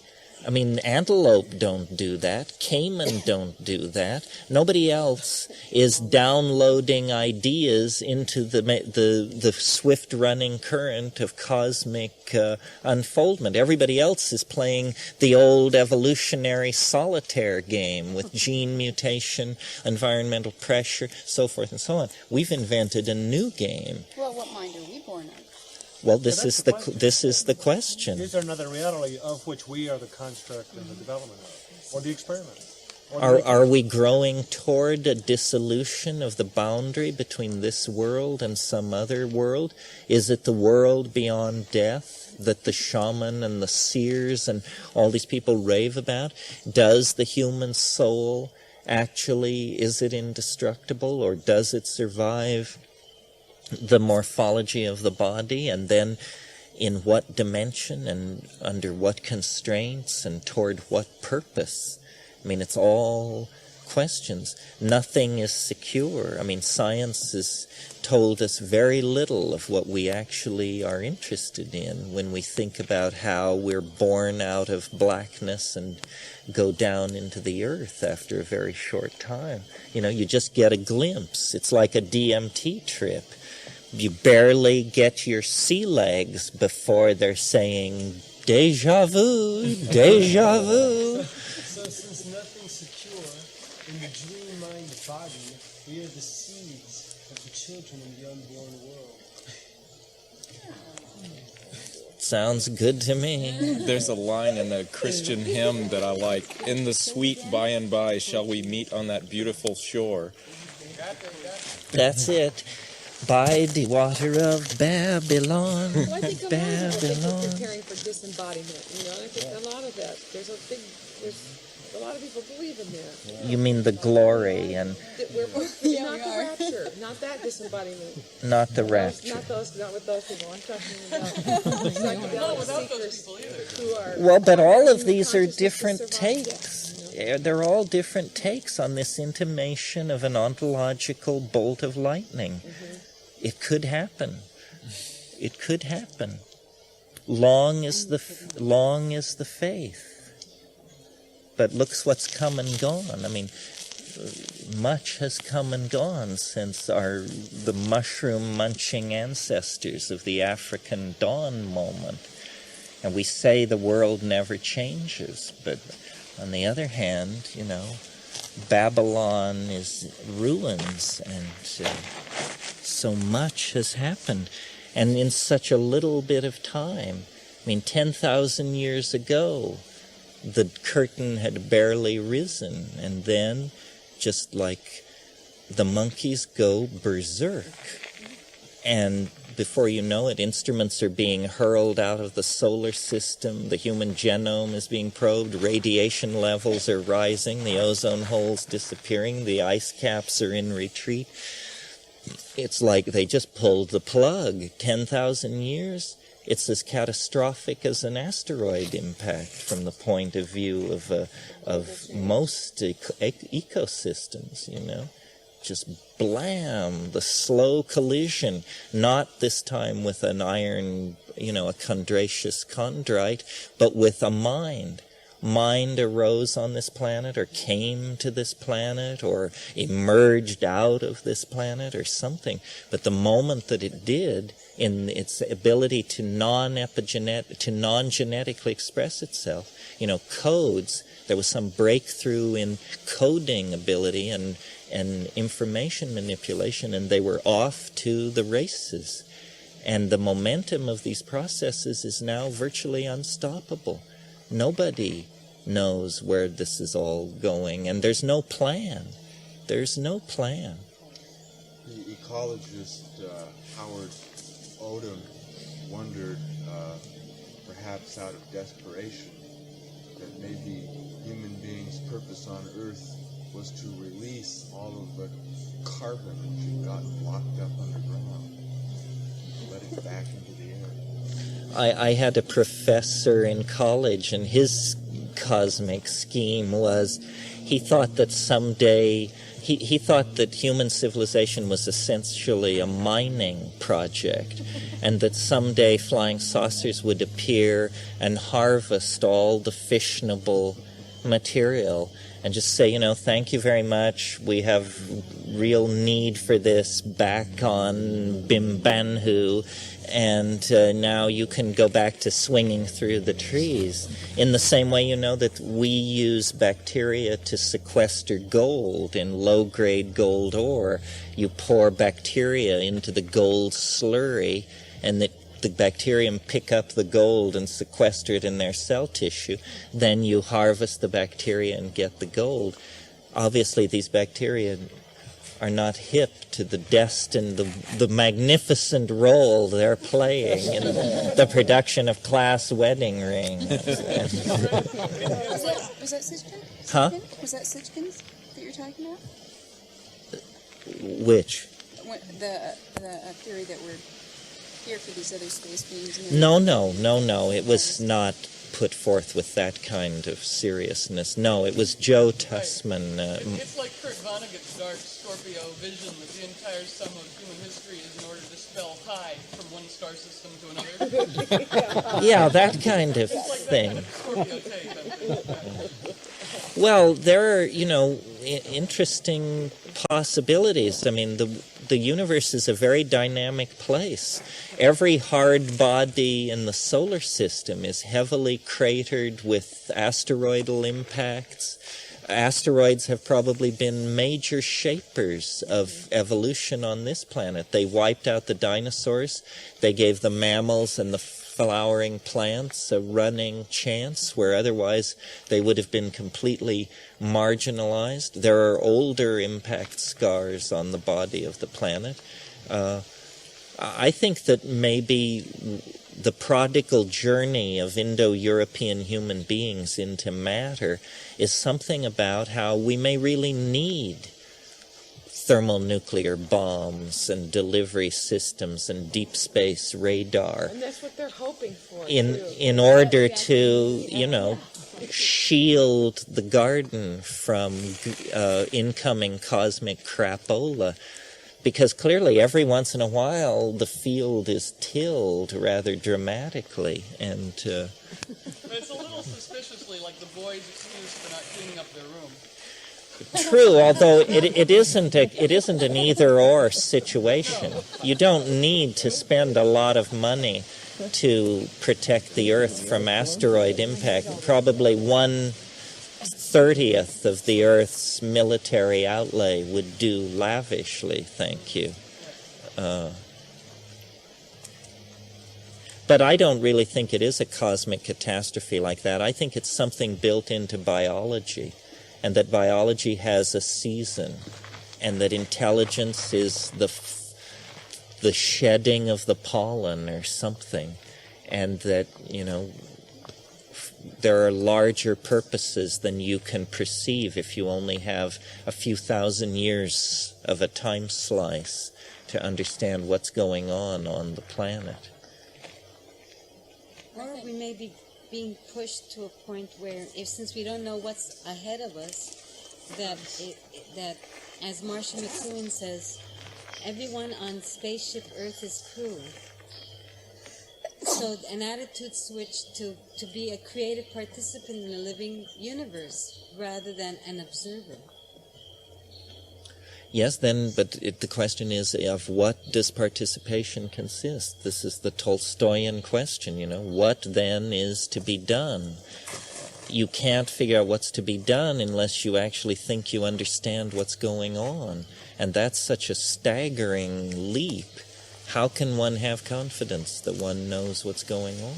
By looking inside, because, for me, I see the wilderness as the wilderness within. And as we cut down the wilderness because there's the unknown, to look inside and see the wilderness and the unknown inside, which has not been enfolded to its fullest or unfolded to its fullest. The wilderness has so much unknown. It's only a material synchronicity that handshakes something that's inside, which I don't think as a human race we've really actually explored yet. Only certain masters have popped up, like the Jesus Christs and the Buddhas and the Moses and all, Boys, bunch of boys. Well, the problem, I'm sympathetic, but the call within, this was Heidegger's answer, don't forget. And Heidegger is not, it's not possible to reclaim Heidegger. This is the bad news. Well, why not? Can't you just feel within what is to be done without having to understand it logically? But No, because what happens then is you make Heidegger's mistake. The call was deep, loud, broad, and clear in 1933 to join the Nazi Party, so he did. This call within, you got to go lightly with it. This is the great problem of existential ethics. That once you get the moral relativism firmly established, then you try to build an ethical system out of this, and the best Sartre and Heidegger and these people can do is talk about the call within. But the political mistakes of the 20th century show that the call within, for crying out loud, is sometimes, the baying of demons. What are you going to do? Well, you're saying you can understand, and then on the basis of logical understanding do something. I think in the same way you can develop your intuitive sense and develop the call within, not in a rational basis, but in other bases of which psychedelics help. So when you feel that call, you're doing something not, I hate to say correct, but just in the natural order of things. Well, I agree with you that psychedelics help, that by putting in a natural governor, it helps. But if you try to follow the depth of the call without some kind of a filter like that, I think it gets problematic, and that this is what was wrong with the 20th century. I don't defend it, or even particularly have an opinion about it. I just know how to recite all sides of the issue. This is the Nietzschean problem, that once you claim absolute freedom, you go beyond good and evil. Nobody knows how to navigate there, as the history of the 20th century so abundantly proves. This is worth talking about, maybe not here or now, but what I like to ask people is, we take psychedelics, affirm psychedelics. The question interesting to discuss, even just within your own mind, is what's so great about it? Can we make a legitimate claim to moral superiority over the poor benighted souls who don't do it? Aldous Huxley said of psychedelics, they are neither necessary nor sufficient for the attaining of salvation. He called them gratuitous graces, meaning you're sure glad you have it, but it's neither necessary nor sufficient. I think that yes, but some things are necessary and sufficient. I think that the existential, there are only two positions in the building of a moral philosophy until psychedelics came along. There's fascism through revelation, This is all theories which begin with God told us to do it this way. So then, so that's, revelation, ethics through revelation. Then the other possibility, which the existentialists after Nietzsche tried to get into, was through intuition, the depth of the call. And this was essentially the same impulse in the Protestant Reformation, where personal prayer and a personal relationship to God was supposed to replace these schools of sweating theologians who were going to tell you how the boar ate the cabbage. Well, it seems to me, unbeknownst or unremarked, into the midst of this age-old dilemma has come a third possibility, which is ethic on the basis of symbiosis with the natural environment through psychedelics, and that really what is waiting to be born is a psychedelic ethic. We occasionally in our groups we drift into, like the discussion about how every woman should have only one natural child, or different things that we've talked about at different times, not here this time. But what these are incipient probings toward a psychedelic ethic, a moral vision that could be a counterweight to the fundamentalist vision and the existential vision, both of which are observed to be inadequate. Yeah. I like to think of it psychedelic experience is kind of like a metaphor of the future, for the future, in that when we're getting high, everything is changed, but nothing is really changed. So maybe the change that's going to happen is like if ever there was some kind of synchronistic global change of perception, the world would be indelibly changed, but nothing would really change. Yeah, sometimes I've thought of it. It could be as simple as on dawn, December 22nd, 2012, everyone begins to behave appropriately. How about February 2nd, 1993? Pick a day. Because I think the first cause that can emerge from psychedelic is the transcending of Hinayana honkyism, personal salvation, and that in a sense the language says, can we agree as a first premise to have an inclusive vision that includes everything in the final vision of how it all collaborates. Then you eliminate the dark call, the illusion of the dark call of elitism or Hinayana honkyism. Well, the thing to do is to avoid the illusion of necessary activity. That's where the dualism lies. There's no imperative. There's no imperative. Otherwise, it gets crazy in a hurry.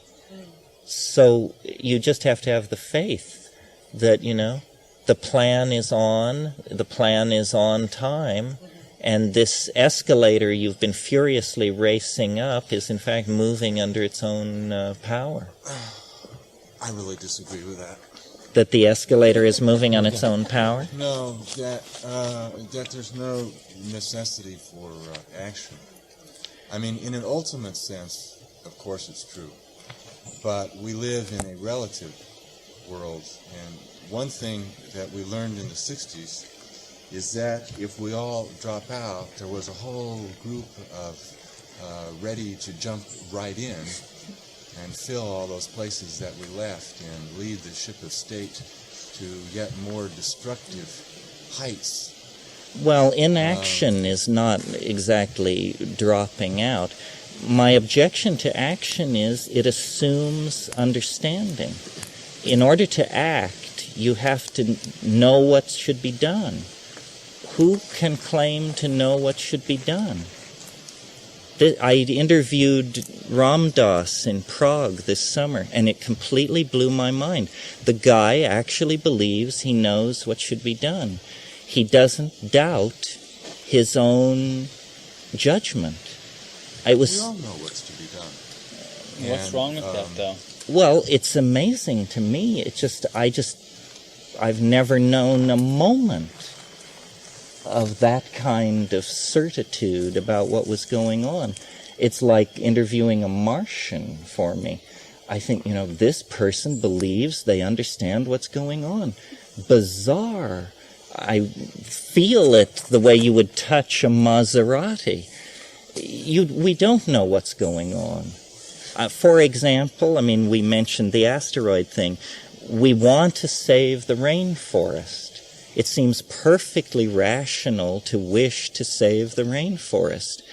If, however, and we already have one example of this occurring, an asteroid is going to strike the Earth in the next 10,000 years. Saving the rainforest appears to be a completely stupid place to put energy. What we should have been doing was learning how to blow up asteroids. Our heart was in the right place. The impulse was good, save the Earth, but we completely misperceived the dimension of danger. Why not both? Well, sure, but then there are 10 other of these things as well, or 20 other. So better to believe, I think, that how can it possibly be that the fate of things comes to rest on a talking monkey? What kind of cosmos would write a script like that? Far more likely that we just simply are a self-important monkey. And so we run around saying, we must do something. Well, that really assumes that you are really, it sounds as though that assumes we're caught in the we are a separate identity. Okay? You mean from the planet? Yes, from everything, that we are a separate identity. And, don't you think we must have been doing, there must be some essential rightness to where we've come to here. That yes, it represents high risk. It would have been less risky if there had been no human civilization. But on the other hand, a whole bunch of things wouldn't exist that do exist. And nature is truly mysterious. Truly beyond rational apprehension. And so the best thing is a religious attitude of reverent psychedelic awe and a faith in the dynamics of the thing and like that. Basically faith in the larger dynamics, that we can't possibly have gotten loose from the control systems that keep the stars in their orbits and the oceans moving. It's just that this represents an experiment of some sort. Many times in the Earth's history, remember that once oxygen was a toxic gas, and all life on Earth was under threat from the accumulation of oxygen. Solving that problem laid the basis for eukaryotic life. Once there were no flowering plants, and the death of a climaxed ecosystem, I dare say rainforests from here to everywhere, gone in a single moment. And there's an older scar where the same thing happened. So I think it's important to live and to be, but the anxiety of the uncompleted plan, I think, is a misperception. The Chinese guy Wi Po Yang said, worry is preposterous. Worry is preposterous. You don't know enough to worry. And I think concern is legitimate. Concern, but we're watching a beautiful game unfold. And I don't say that it won't end with the extinction of the human species. If we can absorb something like this asteroid hit, then, but the whole thing is, it is, no species controls its destiny. No species ever has controlled its destiny. And this species is no exception. This is a dynamic larger than that. And the fact that it's so much about freedom and the illusion of control is part of the fascinating dance. I'm an optimist. I'm very, very hopeful. I think, we didn't talk here about the one woman, one child thing, but it's an idea whose inherent power to change the world you can understand in 30 seconds. If every woman had only one natural child, in 40 years the population of the planet would drop in half. No wars, no artificial epidemics, nothing, just cut in half. In the next 40 years it would fall in half again. We could live off the recycled infrastructure that would be liberated by this sort of thing. The women most likely to respond to this message are high-tech citizens of industrial democracies, not poor women. Have to respond to that message. The women are like crying out to respond to that message, and To have only one natural child? Well, so many women are struggling against how just being on the childbearing cycle. Well, I think, you could put you could guarantee cradle to the grave health care for any woman on the planet who would have one natural child. You could make it so attractive that it would have to happen. You have to hang. You don't talk to the Pope. You hang the Pope. Then you talk to the Dalai Lama after he watches the Pope hang. But you've got to change that. Is the countries where the men want the male child? No, but see, these are not the countries where the problem is. A really interesting thing is a child born to a woman in Malibu or Chicago will use between 800 and 1,000 times more resources than a child born to a woman in Bangladesh. So we preach birth control in the third world. This is absolutely stupid. You have to convince 1,000 Bangladeshi women to have one child to achieve the equivalent impact on the environment of convincing a woman in Chicago. And this woman in Chicago is well educated and can be reached through the rational appeals familiar to members of Western civilization. The Bangladeshi woman is an Orthodox Hindu. So we're going at it completely wrong. In 15 years, if say 15% of the women of childbearing age in high-tech societies were to do this, 15% of those women for 15 years, you could immediately measure the relaxation on resource extraction, output of toxics, electricity production, so forth and so on. People like to think... Consume less resources, and doesn't that Bangladeshi woman want to consume more? Well, that's also... On the women. Please, let's just say something about that every man produce one child. Yeah, try that. Well, but it's very easy for a man to do that. I mean, it's worth saying. But obviously, women have for a very long time been out of the decision-making loop on cultural destiny. Notice that the interesting thing about this plan is that men are not central managers and purveyors of it. It's something women could do. It's the first solution I've ever heard. It was suggested by the mushroom, by the way. It's the first solution I've ever heard that did not depend on men for its execution. The powerlessness of women is largely related to the multiple births that they undergo, which hold them to the domestic scene. It's incredibly... What you could say to a woman in a high-tech society is you could say, would you like to have vastly more disposable leisure time? Would you like to have a vast increase in disposable income? And would you like to have genuine status as a true cultural hero in the battle to save the planet? In other words, for the first time ever, as far as I can tell, you create a plan which appeals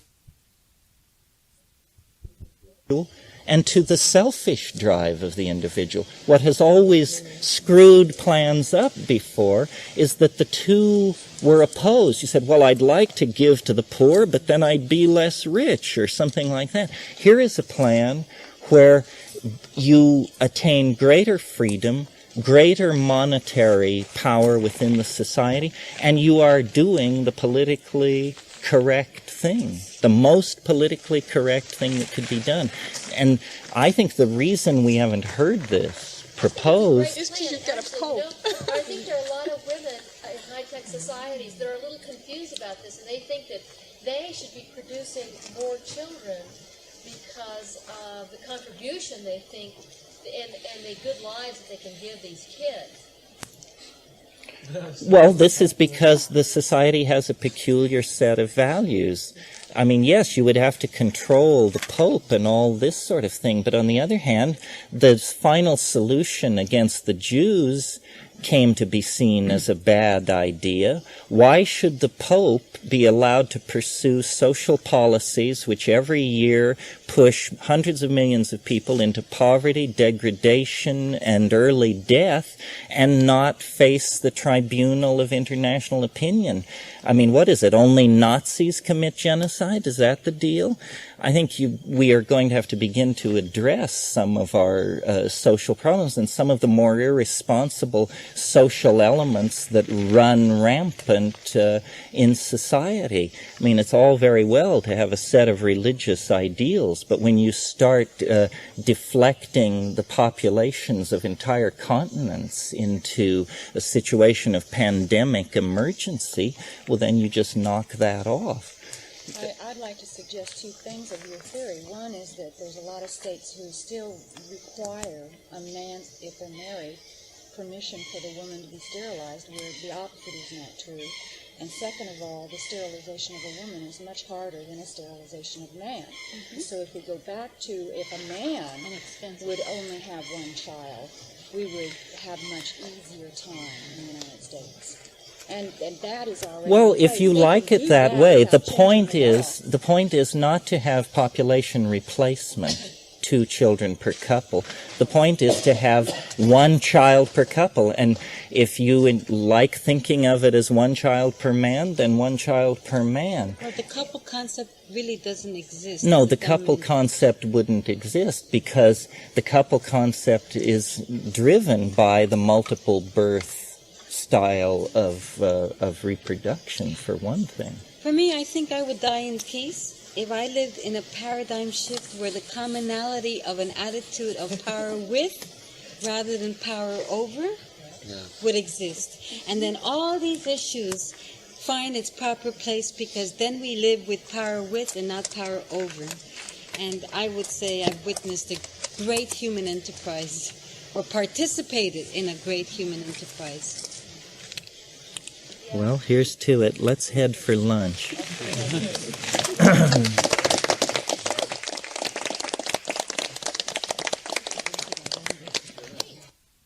Hold your gas. Well, we'll try this afternoon here, and if the rain runs us out, the rain runs us out, after all. Is there anything anybody's burning to say that's accumulated while we're settled in? I've got a quick one. Can you overdose on DMT?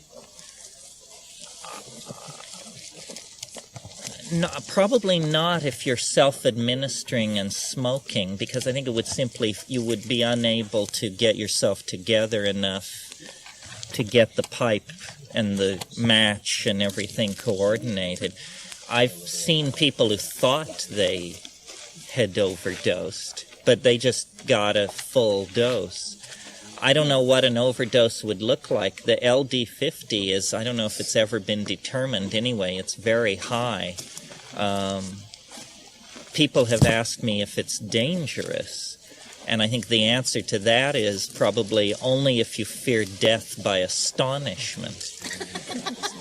But, this is a possibility, and so, you may laugh now, but if it planted you, you'd be real amazed as you went out, right? Oh my God, it's killing me! I'm so amazed.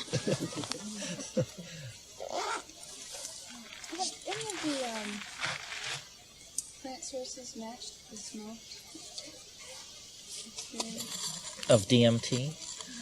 Well, if you make ayahuasca and you make it very, very strong, and then you sit in silent darkness and you work with your breath, and you really have a load on, after about an hour or an hour and 20 minutes, you can actually reach a place where you look around and say, it looks like a DMT flash is going on, folks. So, but it's the part of what makes DMT so shocking is the speed with which it happens.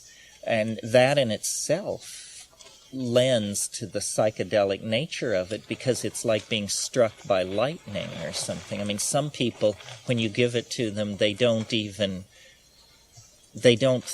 that they did the substance. They think that they were about to do the substance and then were struck by lightning or something. So people sometimes come out of it demanding to know what happened. They say, well, what happened? I say, well, you did it.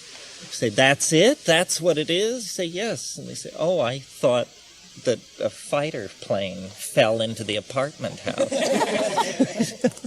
Something like that. I've got something I'd like to get out. Sure. I had an experience one time with DMT. I'd like to know if you've had a similar experience.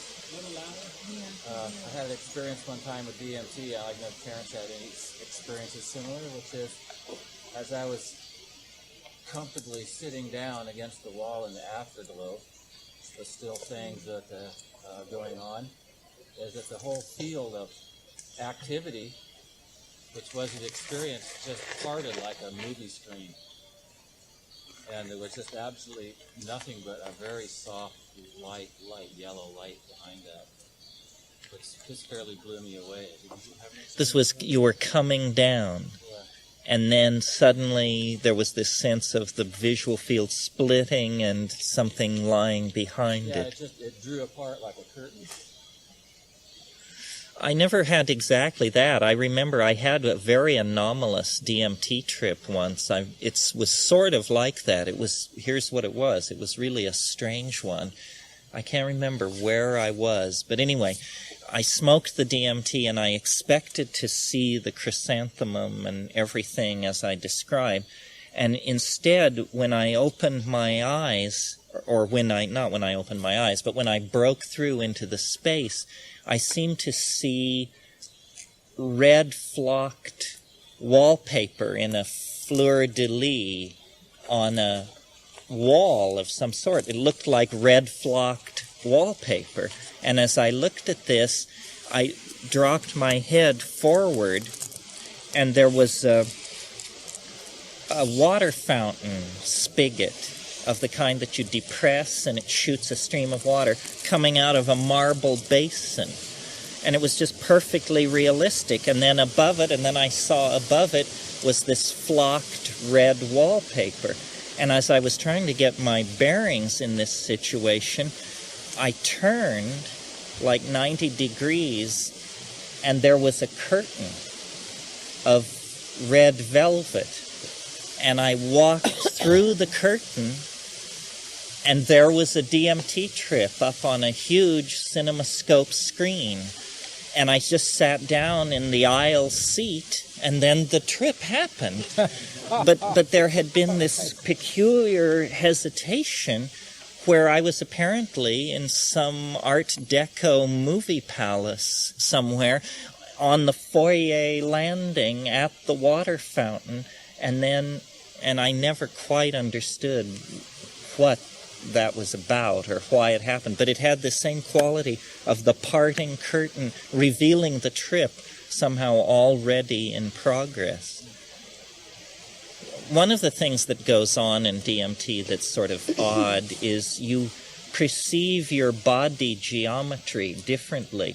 You seem to have an infantile body. You can tell that your head is massive and your body is small and your arms and legs are short.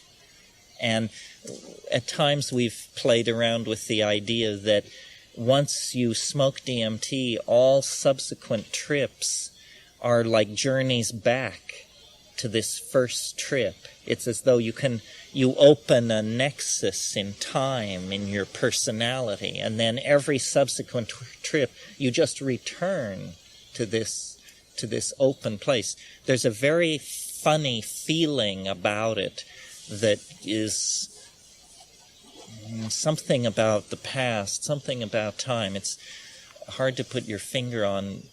I remember one time, this is more explicit, but these are the more anomalous trips. I remember once, it must have been 25 years ago, a long time ago, I smoked DMT with these two women, both of which I had had a relationship with in the past. And I was living with one of them at the time, and we smoked the DMT together, and I opened my eyes at one point, and one of these women was just aging furiously. Her hair was turning white, her teeth were turning in her mouth, her skin was melting, and it was absolutely startling. And the other one was getting younger at an equal rate, going, 25, 21, 17, 16, 4, and it was like, it didn't feel like it was about my relationship to them or what I thought about A over B. It looked more profound than that. It looked like one of them was going forward in time and one of them was going backward in time, and it was right in front of me, and I didn't say anything. I was too shocked. I didn't know what in the world you could say. I just gaped at this spectacle, and then closed my eyes and went off into something else. Also, do you feel that there's a relationship between fractals and DMT experience? Well, fractals and DMT, in trying to account for these little creatures, I've entertained many different kinds of theories, and one theory, which I call the fractal personality theory, is, if you had a mirror and you were sitting on a concrete floor, and you were to bring the mirror down and shatter it in front of yourself, you would not see a shattered reflection of yourself. You would see hundreds of little whole reflections of yourself. It would be as though you had literally blown your personality to smithereens. And Jung talks about, in Mysterium Conjunctionis, which is definitely his best book, I recommend it for everybody psychedelic, he talks about what are called Kibiri, the alchemical elves that appear in the final stage of the alchemical opus and are the helping elementals that bring the alchemical opus to conclusion. And he has this wonderful passage where he's trying to be the scientist, but he's also trying to be true to this completely freaky phenomenon that he's talking about. And he says something like, autonomous fragments of the psyche, having escaped from the reigning control of the ego, dance and cavort around the startled artifacts. You think, Mysterium Conjunctionis. It's subtitled A Study of the Union of Opposites in Alchemy. Huh? Conjunctionis, Conjunctionius, or something like that. So it's possible to imagine that what happens on DMT is you literally, here's one way to dissolve the ego. You blow it apart. And like mercury, or that's another good metaphor, like smashing a flask of mercury on the floor in front of you, the stuff of the psyche, the fluid metal of the self, sends back then 1,000 reflections. And they all are distorted reflections, as they would be, and they all are peculiarly familiar, hauntingly familiar, because guess who it is? It's your good old self, but put through some filter, some distorting lens of transformation that gives you the impression that, you're now encountering a swarm of alien insectoid, machine elf, toy, cyborg viruses, or something like that. What could have been the question? Fractals. Ah, yes, got it. I think there may be a fractal part to it. If you think of normal neurotransmitters as having a rhythm, moving in, moving out of a receptor, kind of a stable rhythm.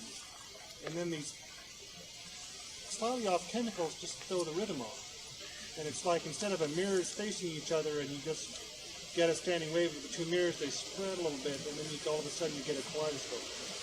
Yes, this is a reasonable, this is a weirdly halfway materialistic, halfway Jungian explanation of what is happening. It doesn't quite cover it. When you're there and they're dancing around you, it's seen to be totally inadequate as an explanation. But as we sit here, presumptuous to the extreme, it seems reasonable, and possible. Anything else anybody wants to talk about before yeah. What do you think about enlightenment? You mean in the Buddhist sense of enlightenment? Well, this sort of goes to this question which we've talked about along other avenues of approach, which is the question, do psychedelics have anything to do with so-called spirituality? Enlightenment, well, there are different notions of what enlightenment is, first of all. There's a soft version, a kind of Protestant version, where people say, well, enlightenment is something which comes and goes from each of us many times a day. If we could but cling to it, we would know it, and it is, our absent friend weaving in and out of ordinary experience. That's the soft version of enlightenment. But then, there's a hard version of enlightenment which says if a single sentient being attains enlightenment for a single nanosecond anywhere in the kiliocosm of eternity, then all sentient beings will instantly be sucked into the presence of the paranirvana, and the illusion of space and time will collapse, and the Tathagata will be immanent, and so forth and so on. I sort of like the hard version because it makes it easier to know when you're in the presence of it. I don't know. This is an interesting question. I suppose, they do. An Orthodox Buddhist of the hardcore sort, I think they're fairly contemptuous of psychedelicos, and what they would lay on us is that we are obsessed with samsara, that our love of the 10,000 things will forever stand between us and union with the undescribable, unutterable, Platonian non-entity outside of all realms of description and anticipation and so forth and so on. Probably true. It's just that, buying into that thing exists at all is a major step. And, I'm willing to play the Pied Piper there. I'm interested in the 10,000 things. What thrills me are museums full of butterflies and libraries full of books and galleries full of paintings and parties full of women and just the multiplicity of things. And that's what psychedelics seem to celebrate. On the other hand, it's very hard to be a psychedelic person, I think, and not participate in one of the central tenets of both Buddhism and Hinduism, which is the primacy of mind. mind only, the dogma that, all manifestation is somehow a product of the ratiocination of mind. That's a pretty Buddhist point of view. I think you can make progress spiritually with psychedelics, but not necessarily. Yeah, do. But I think generally it's true that there would be not only no Zen, but no New Age, no this, no that. All of this really goes back. The people who have founded all these alternative therapies and schools and methods inevitably were Lodis in the 60s. Yeah. It just might be of interest. The most recent issue of Gnosis magazine is on the issue of psychedelics and spirituality. Wow, great issue. Yeah, I wasn't so keen on it. I mean, I didn't... It's not great, but it's got some discussion on it. It does have discussion on it, and it's rarely discussed. It should be discussed more, I think. Where psychedelics and the spiritual marketplace find themselves shoulder to shoulder, I think, is when you run up against the adherents of Shaivite yogas of various sorts, where there is definitely a stress on visionary phenomena, internal transformation of body states, magical powers, so forth and so on.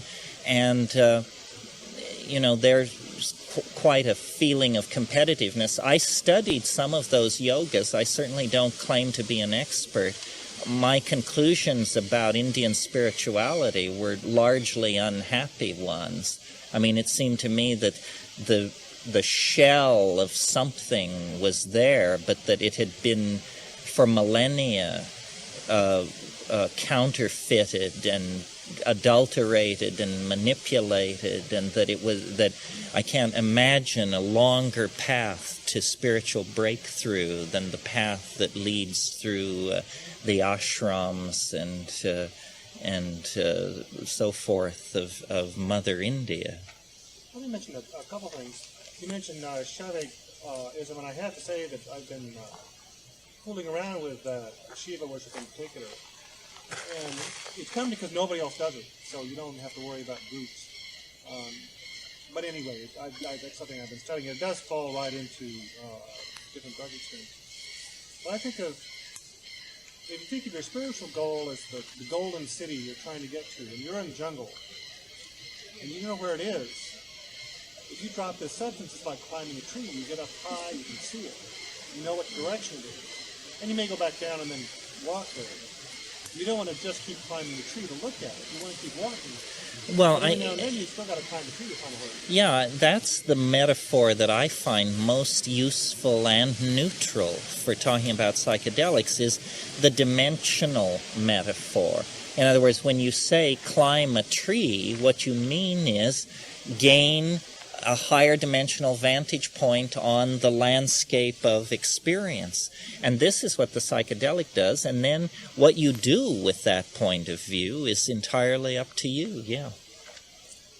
I think I'm starting to view my journey as that the barometer for the usefulness of these experiences and what keeps drawing me on is how they come back into my life and are rewarding, and how I view the relationships that I have primarily with my family and my spouse, and then those people that I come in contact with, and whether or not those relationships seem to be more valuable and authentic, more compassionate, more other understanding than they have in previous years, and that personal insight to the changes that are occurring in my life seem to be drawing me, and as such are a reflection of what I understand spiritual growth to be about, to try to be here in a better way at the moment and the time and the place that I'm in. And so I have a personal perspective that the pollen of psychedelics in my life is helping me unfold in a way that I'm looking at the emerging flower and appreciating it greatly. In that sense, it's highly spiritual. Well, it's a catalyst for the imagination, and definitely the spiritual unfoldment is an act of imagination. There may be other things that are acts of imagination that aren't like that. I mean, like the designing of a building or the managing of a company. They also might profit from psychedelics. But for sure, I think if you have spiritual intent as a precondition, psychedelic use is just going to be very important to you. All the spiritual methods seem to work in the presence of psychedelics. The methods which, in my experience, largely don't work any other time. For example, yantra, mantra, chanting, visualization, conjuration in some cases. All of these things which are very resistant to functioning in ordinary mental space work like a charm just over the line. So I imagine, that why our religions are so pale and tepid and unsatisfying is we're like sitting around in fine automobiles, but nobody bothered to fill the gas tank. And so, we play the radio, and we turn on the windshield wipers and the blinkers, but we don't go anywhere. And it's because what you need is spiritual technique, shamanic technique, religious practice in the presence of a boundary-dissolving pharmacological fuel. And then it really happens. And if you have the pharmacological fuel but not the spiritual intent, then what you become is a philosopher of some sort, a Michael Taussig. I mean, I'm really interested in Michael Taussig. I've never met the guy, but when you read his book on ayahuasca, it's wonderful. That's what makes horse races, you see. But I'm sure we would agree, whether we think the book is awful or wonderful, that there is not a spiritual bone in this man's body, not an atom of spirituality. And yet, he's taken as much ayahuasca as I or Sparrow or anybody here, under the right conditions, with the real people. And so then seeing what does it do to that kind of mind, a mind without spiritual intent, is fascinating. In any case, I think you can't catalyze your imagination without becoming an exceptional person. You may become an exceptional bore. You may become exceptionally overbearing or exceptional at designing jet skis. But because it catalyzes the imagination, it propels you forth out of the ordinary. Yeah, what did you wanted to say? For me, it seems a real simple way of looking at things to say the reason ordinary people aren't high, including you and me, a lot of the time, is that our dream stuff is squandered. It's squandered in regrets about the past and haftas about the future. And this ties in real well with the Buddhist idea of involvement with samsara. And for me, there's no conflict between the gamut of my psychedelic experiences and this idea, because, like somebody said, talking about the cigarette last night, all of a sudden you realize, oh, I'm right here, right now. And helping us collect that part of our essence, which has to do with dreaming into the present moment, is the same. I even have no problem with Christianity. Well, I've tried to look at all the religions and see the good without the bad over the 20 years of use of psychedelics, but being in the world but not of it, what a perfect expression of the clear light, and even of flying in the hyperspectral matrix and yet still being here to enjoy things. Just to be here without fear or craving seems to be the key to understanding religions and all of my psychedelic experiences as well. and the wild dreams and visions that we have can usually make sense in terms of dream language if you choose to look at them, that they might be having some kind of dialogue of that nature. Well, imagine how our relationship to each other and the world and the unconscious would change if somebody invented a drug, the effect of which was you remembered your dreams. And if you took this drug at night before going to sleep, the next morning you would have total recall of your dreams. I dare say total recall of our dreams would lead to the discovery that every night you discover the secret that has never been told. You know, it can never be told. It is sealed away at the center of the mandala, at the center of the mandala. But in dreams, every night, I think, we touch the stone. We unravel the ultimate secrets of our origin and our destiny. But it's amazing how well sealed against memory that is. The feeling you have with the DMT flash is that you have come in through the back door. You know, you somehow have cheated the machinery of mnemonic degradation that keeps us from recalling the dream time, really.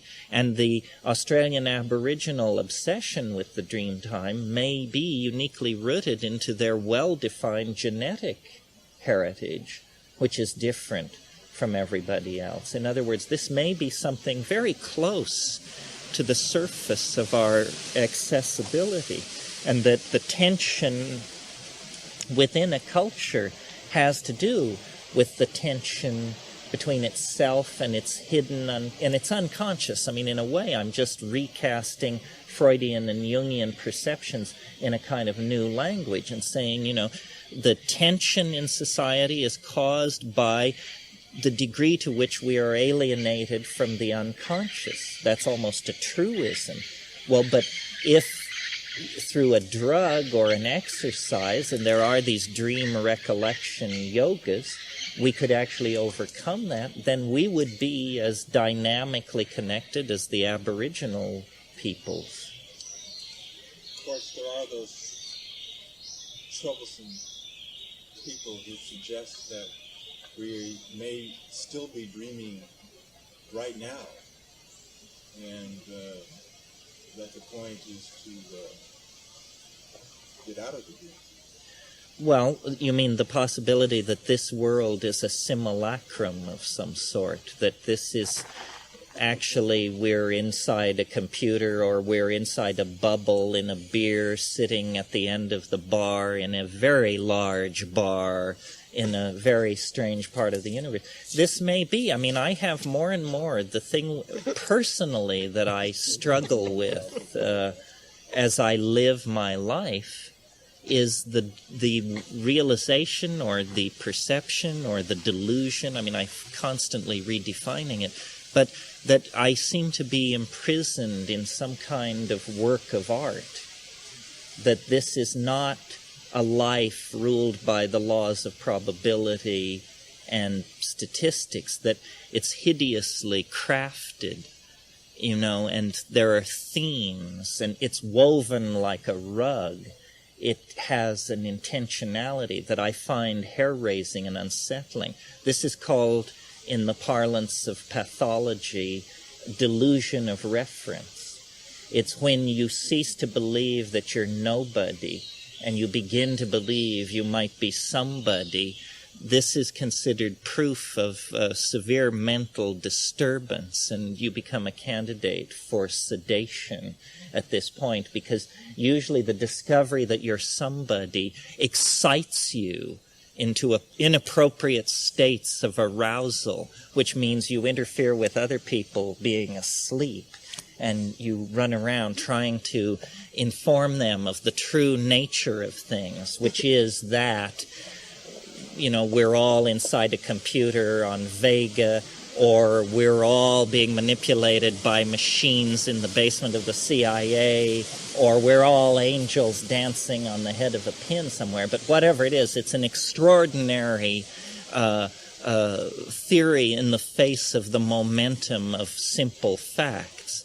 And then if you persist in this, why, you have a real problem. The only conjuration against that developing into a problem is humor. You have to have a completely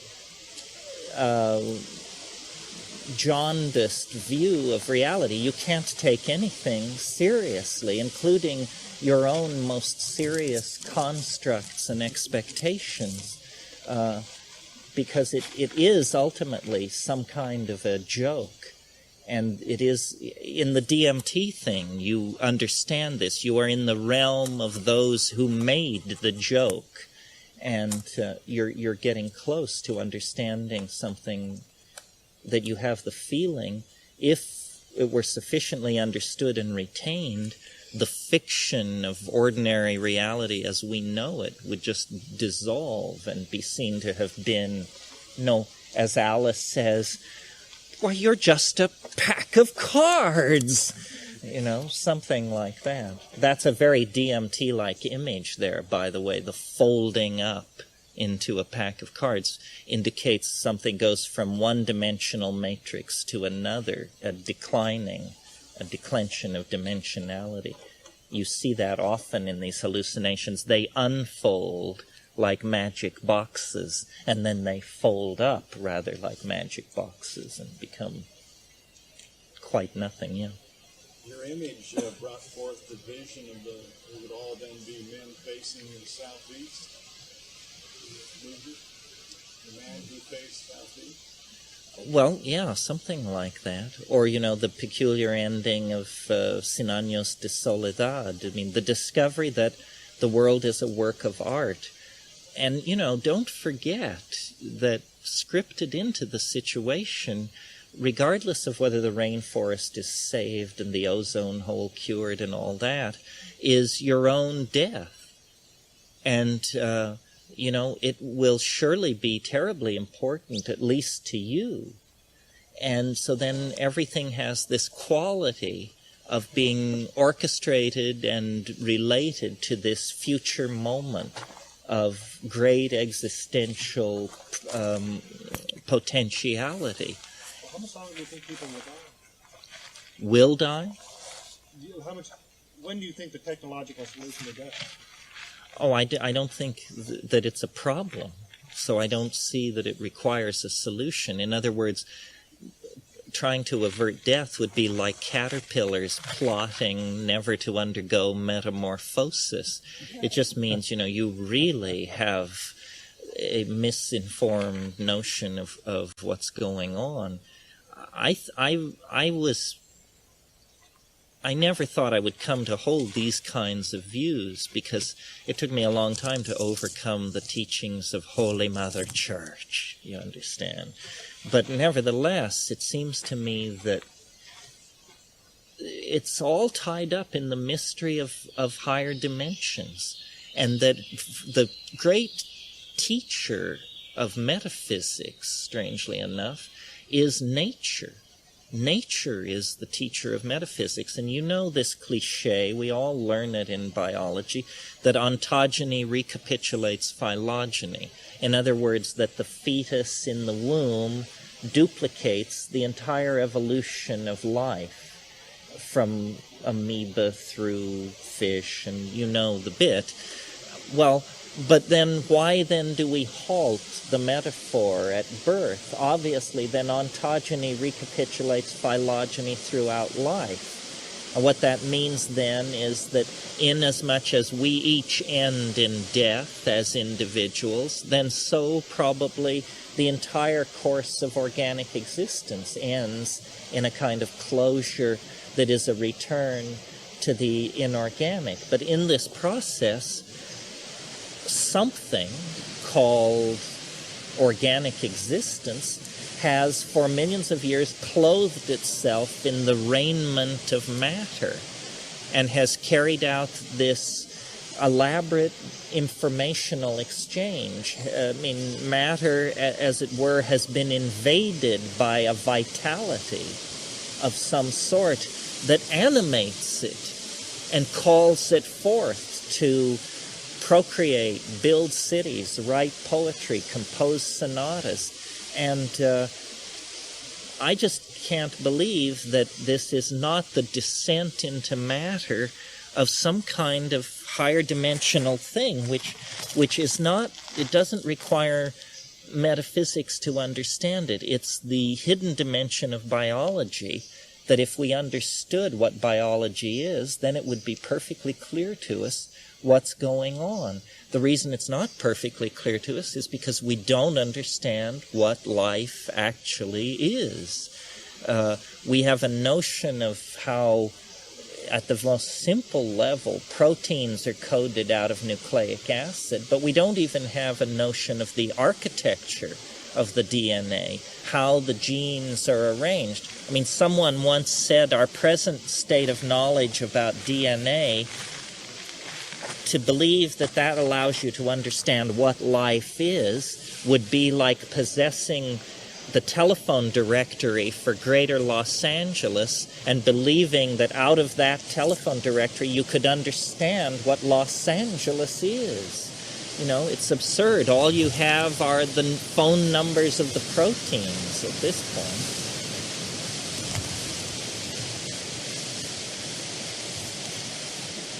Anybody else? Yeah. Psychedelic trinity that seems useful to me sometimes. I could tie it in with a film I'd like to recommend that hasn't been mentioned, the Ralph Abram sort of documentary that you introduced, Chaos, Gaia, Eros. But the ecstasy, that which is worshipped at the moment of orgasm, one could speak of it as the ancient mother of life forms. The perspective from the clear light, from the hyperspatial platform, from that space totally out of all involvement, out of even the God world involvement, would be the ancient father, the immovable force, the irresistible force, the immovable object, and the working out of these two begets the divine child, and how we can learn to stay in that ecstasy and perhaps even have a garden at the same time, seems to be. Well, one of the things we haven't really talked about at all, but that's certainly interesting, is the relationship of psychedelics to sexuality. And then you mention orgasm. I mean, orgasm is a very interesting phenomenon. What's it for? In other words, is this necessary? There are fish that propagate. The female lays the egg and the male swims into the general neighborhood and sheds his sperm into the water.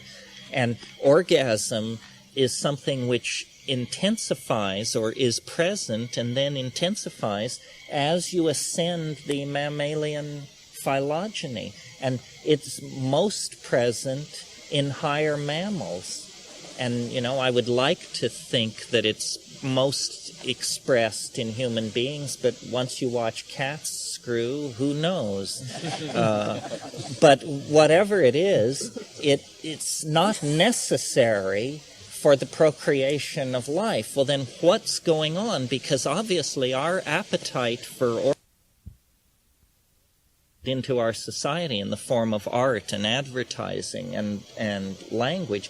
It's a very psychedelic thing, and strangely enough, it draws to itself the same kind of anxiety that we see centered around drugs. I mean, if orgasm could be made illegal, they certainly would make it illegal. It's just that it's so hardwired into the organism that short of chastity belts and barbarous things like that, nobody's been able to really get a handle on it. And it is the thing, you know, most like drugs and triggers all these things. You know, you do it in private and nobody should, it's not observed. It's very brief, fleeting, rarely discussed. I mean, whole generations of people have apparently lived and died without being able to confirm its existence even. So you said a lot about this in terms of connection with the other, also the need for UFOs, the need to have this other unknown that you want to just get totally into. The felt presence of the other. Yeah, I mean, I think that, we were torn, that the mystery of our predicament, I mean, the other night I talked about it in terms of the psilocybin religion on the plains of Africa, and I basically talked about it in mechanical terms. But if you want to talk about it in emotional and psychological terms, it isn't the mushroom that we were torn from, it's the trip that we were torn from. And the trip, even among people like ourselves, is rarely enough discussed in detail. I mean, the trip into the Gaian mind was a relationship of symbiosis to a higher organizing intelligence. I mean, we call it, these cliches of the New Age, the earth, our mother, and so forth and so on. It was not a cliche. It was a deeply felt emotional reality. And this is why I say, we are like abused children. We as a civilization, we are the inheritors of a dysfunctional situation based on abuse. We were torn from the breast too soon, ripped from the womb, never to know our birthright and our parentage, because instead we were plunged into the hell world of history. And it's made us pathological, made us unable to survive without the satisfaction of making war upon each other, gaining dominance over each other. The most pathological among us have proven the most adaptable in the situation of abuse and trauma called history. And the consequences were hidden for a while, for a few thousand years. But science has set loose processes now where we have to pay the piper. Turns out there is a price to be paid for this kind of narcissistic, self-destructive, unconscious, repetitious behavior. And so now certain segments of the human community are attempting to slam on the brake. And some people think, that you should join the Moonies or something. Other people say no, psychedelic drugs. Other people say Buddhism. Somebody else says vegetarianism, something else. But there's a frantic search now to find answers, because the lethal nature of business as usual has been recognized in some quarters. And I would predict that as problems deepen, as the contradictions become more intense, the desperation will spread, and eventually all answers will be looked at. Everybody who thinks they have a clue will be invited forward to have their 3 minutes at court to try and explain, because the planetary social and economic and ecological systems are beginning to shimmy and buck as the shock wave of eschatology builds up on the leading edges of our civilization. I mean, we're just like trying to push an airfoil past the speed of sound. If the airfoil is not designed correctly, it will eventually just break to pieces and explode. If, on the other hand, it has the correct aerodynamic, then the pressure will build and build and build. It's called Q in engineering terms. The Q will accumulate on all the leading surfaces, and then there'll come a moment of truth, and you're through, and it's smooth sailing, and you're through the cultural barrier or the ecological barrier. So what we're trying to do here is a rather tall order. We're redesigning the cultural airfoil in flight, because we're in flight. We have been for centuries, and now we have to change the flight configuration, or it'll be like running into a concrete wall at 1,000 miles an hour. So how does that relate to the orgasm? Well, the orgasm, I think, is some kind of a compass, an interior cultural compass, showing us where we want to go. Somebody mentioned Ralph's book, Chaos, Gaia, Eros. Eros is the one that informs. I mean, Kaios is the abstracting metaphor, and Gaia is the planetary context. But Eros is the impelling force. Would play the role of the Holy Ghost in an Orthodox Christian Trinity. Our drive to complexify, our drive to create art, to symbolic activity, so forth and so on, is probably all rooted in our sexuality. And the incredible synergistic effect that psychedelics have on sexuality seems to imply that, I guess, was it Tim Leary, somebody said years ago, the most erogenous zone of your body is your brain. I mean, this is certainly true. I mean, sex is largely 90% probably an activity of the human imagination. And primates are highly sexed. I mean, our sexuality is suppressed, but this has partly to do with the rise of patriarchy and the need to control women in that situation. Our nearest genetic relatives, the pygmy chimpanzees, the bonobo, are the most sexually outrageous creatures in all of nature. I mean, their behavior is, would shame the Mitchell brothers, and they just carry on constantly like this. I mean, heterosexual, homosexual, group, this and that, everything you can imagine.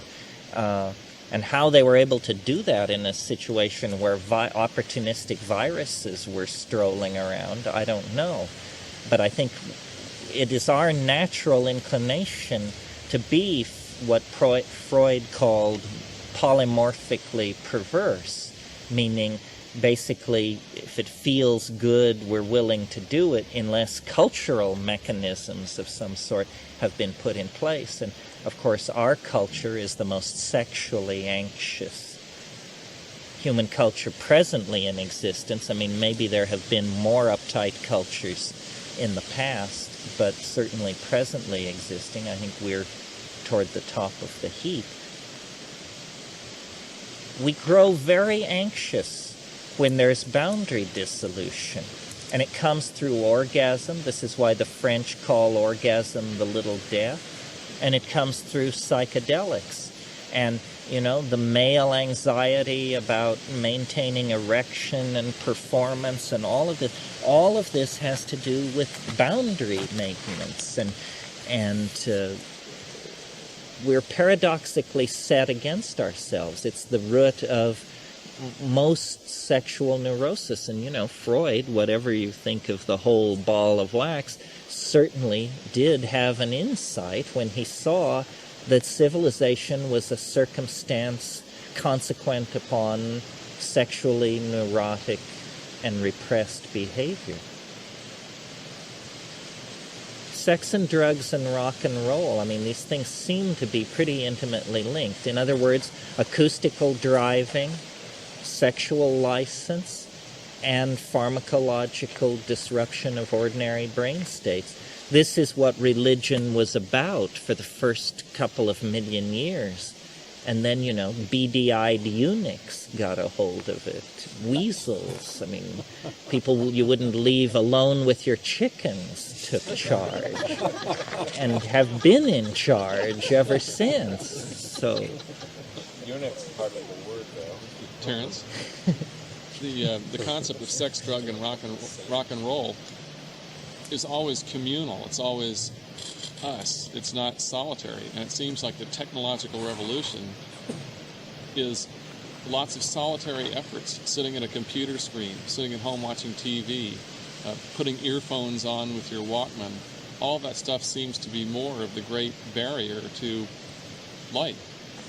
Well, it's a barrier to physical community, but some people might argue, that a virtual community is coming into existence. I'm not that keen to make that point.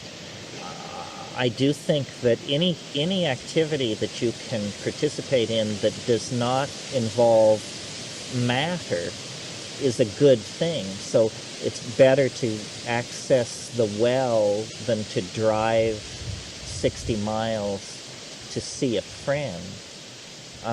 But I'm not an enthusiast of teledildonics and some of the more exotic technological sexual schemes that have been cooked up.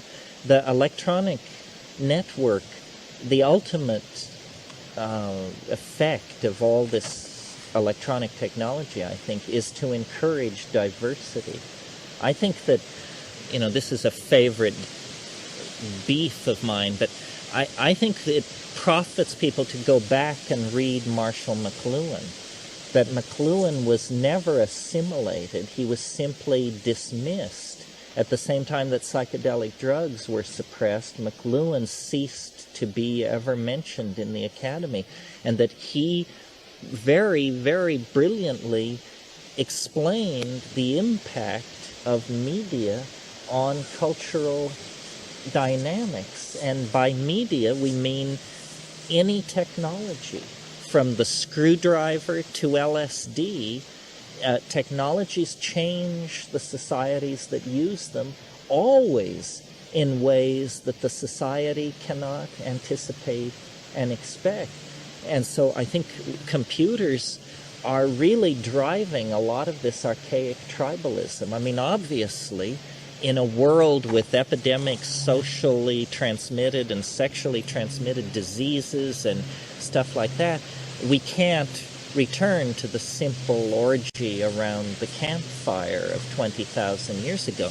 And yet we need to do something operationally equivalent to that. Well, the electronic media may throw open an opportunity for that. I don't know. I don't pretend to understand it. I mean, like, for instance, my normal reaction to gratuitous violence in media is to deplore it, like everybody else does. On the other hand, I've never had to bash somebody's brains out in fury, and it may be because I've seen a lot of that done for me on celluloid, and so it has in some sense depotentiated the need for violence. In other words, maybe vicarious violence is as de-violent as we can be. Primatologists talk about, this goes back to the sexual thing again, chimpanzees that never witness other chimpanzees having sex never get it together. They masturbate their way through life. Male chimpanzees that have never seen the sex act can't get it together. Well, so then what do? We inveigh against pornography, stigmatize it, and it has to be hidden away. And yet, probably the consequence of so much soft-core and harder-core pornography on cable television is probably a measurable increase in the amount of pleasure and non-neurotic sex that people are having, because they finally saw what was permitted, or got an idea of what was permitted, and said, my God, you can do that, and you can do that, and you can do that. Well, let's get to it. On the other hand, it may be like violence. If people see so much of it and it looks so good there, they may feel like they don't have to do it as much, or gee, when I do it, it's not as good, I'll just watch it. Well, like I say, I don't feel strongly about these things. I think they're interesting questions, how media affects us and what's good and what's bad. Everything is very double-edged, I mean, take a concept like free trade. Sounds good. Free trade is a license for cultural murder and genocide. Free trade means I can sell crap anywhere.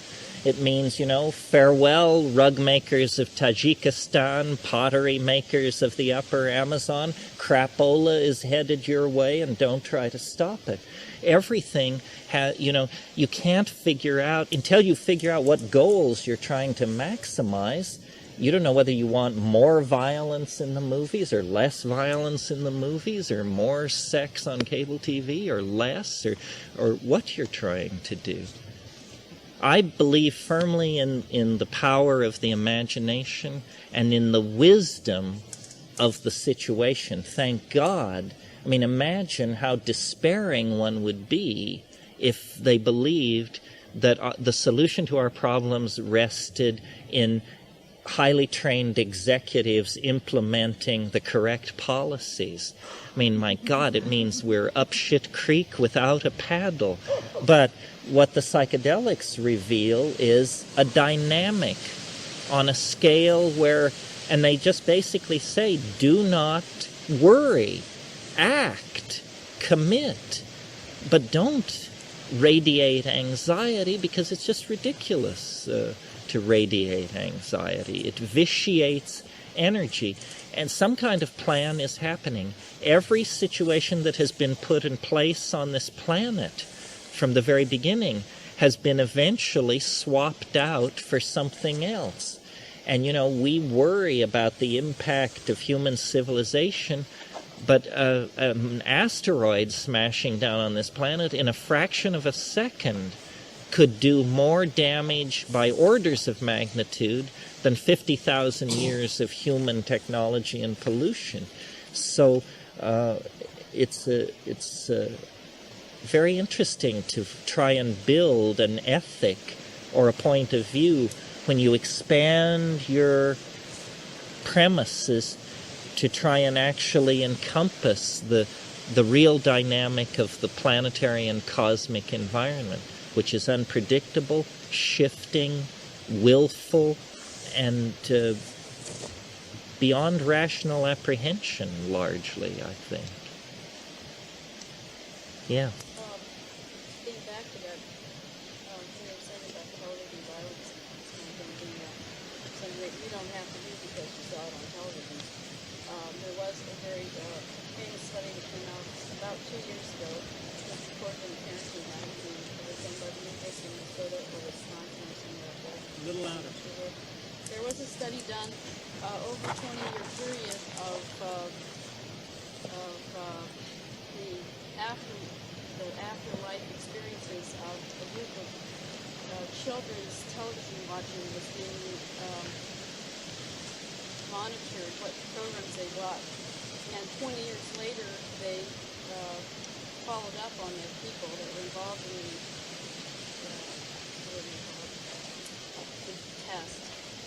And they found that it was 100%, or 99.5% or something, of the young people who had watched violent programs were in trouble. They were they had the records of assaults, records of assaults and assaults with things like simply not by solving the problems with their mind or things that had like, they all had records. And so I think that kind of argues against your interesting and entertaining idea that you don't have to because you saw it. But Well, it could be. I mean, it's a fine line, for instance. I mean, I heard somebody recently on a talk show say, if you're going to ban books which promote psychotic violence, and they were talking about one of these horrific slasher things, and people wanted to ban, said if you're going to ban books which promote psychotic violence, the Bible has promoted more psychotic violence than any other book in history. Immediately you jump on that sucker.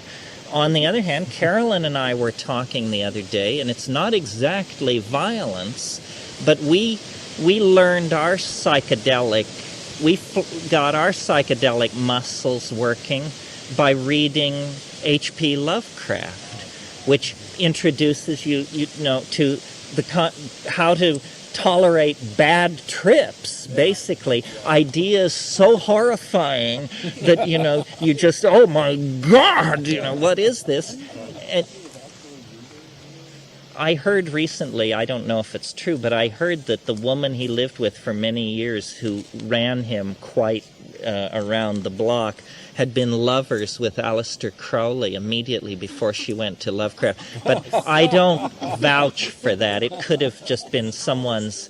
It sounds like a spurious tale to me.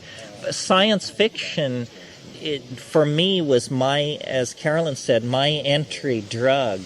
I mean, before I got to pot, science fiction did it. And, certain writers were stronger drugs than others. I mean, you must read Olaf Stapleton's The Star Maker. You must read A.E. Van Vo's The Weapon Shops of Ishtar. You must read Philip K. Dick, The Three Stigmata of Palmer Eldritch. Brian Aldiss's The Long Afternoon of Earth.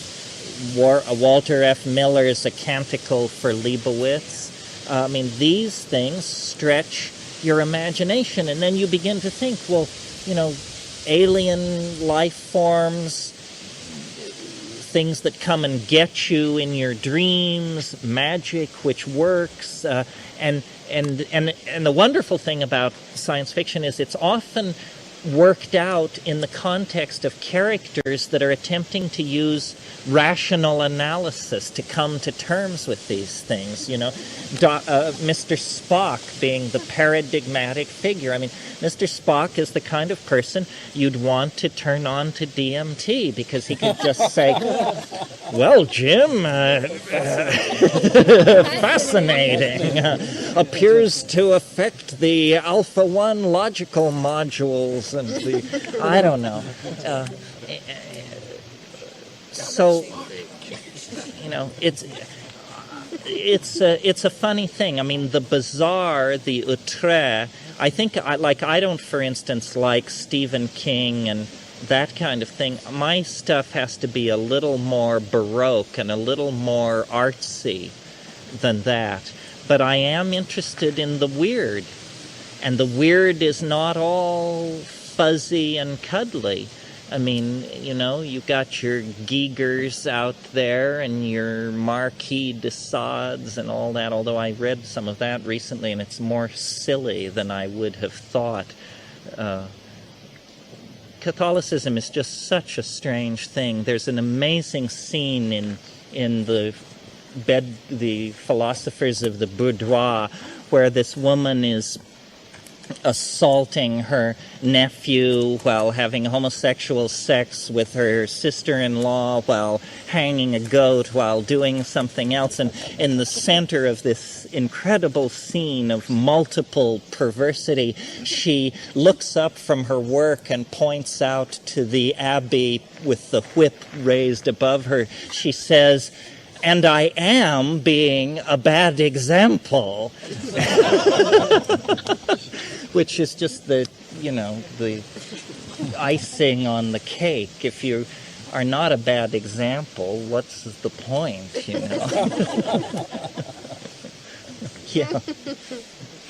In the work that I've done with Michael Horner and some others in shamanic, one of the things that is often stressed is the crucial importance of the intention. Mm-hmm. The answers that you get, in a sense, come because of the intention you have when you start.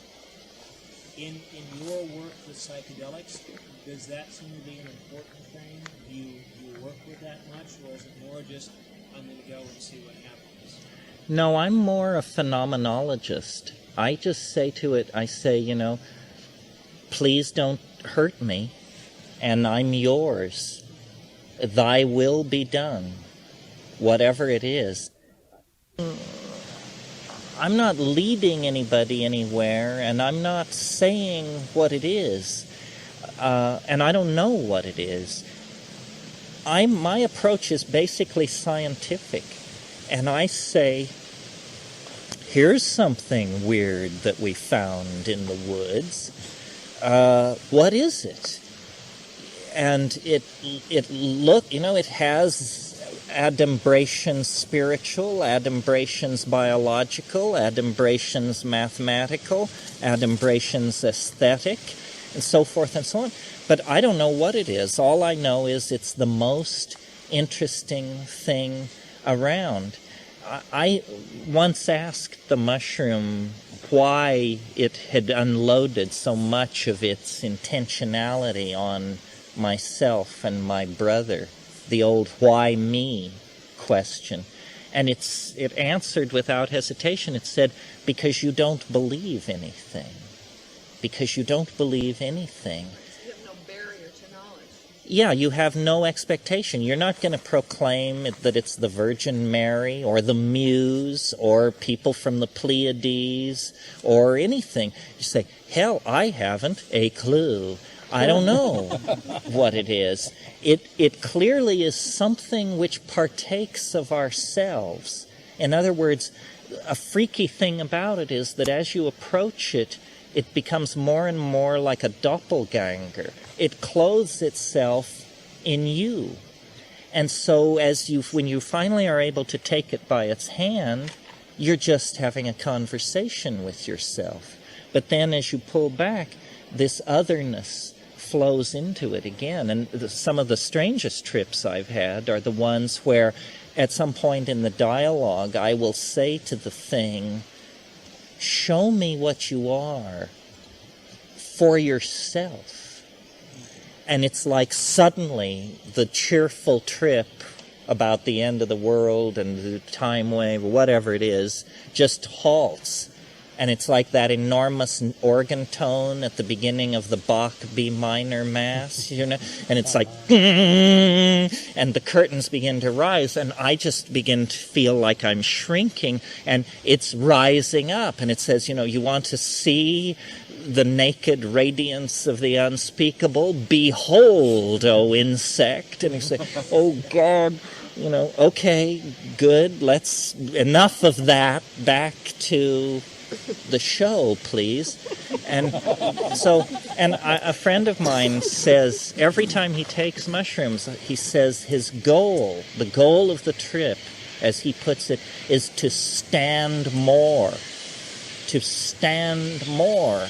Because as it begins to part the veil, at some point, you cry uncle. But to the degree that you can persist and tolerate its Iskite, its beingness in and of itself, then that's the real basis for knowledge. But I really believe this thing that J.B.S. Haldane said, the world is not only stranger than we suppose, it's stranger than we can suppose.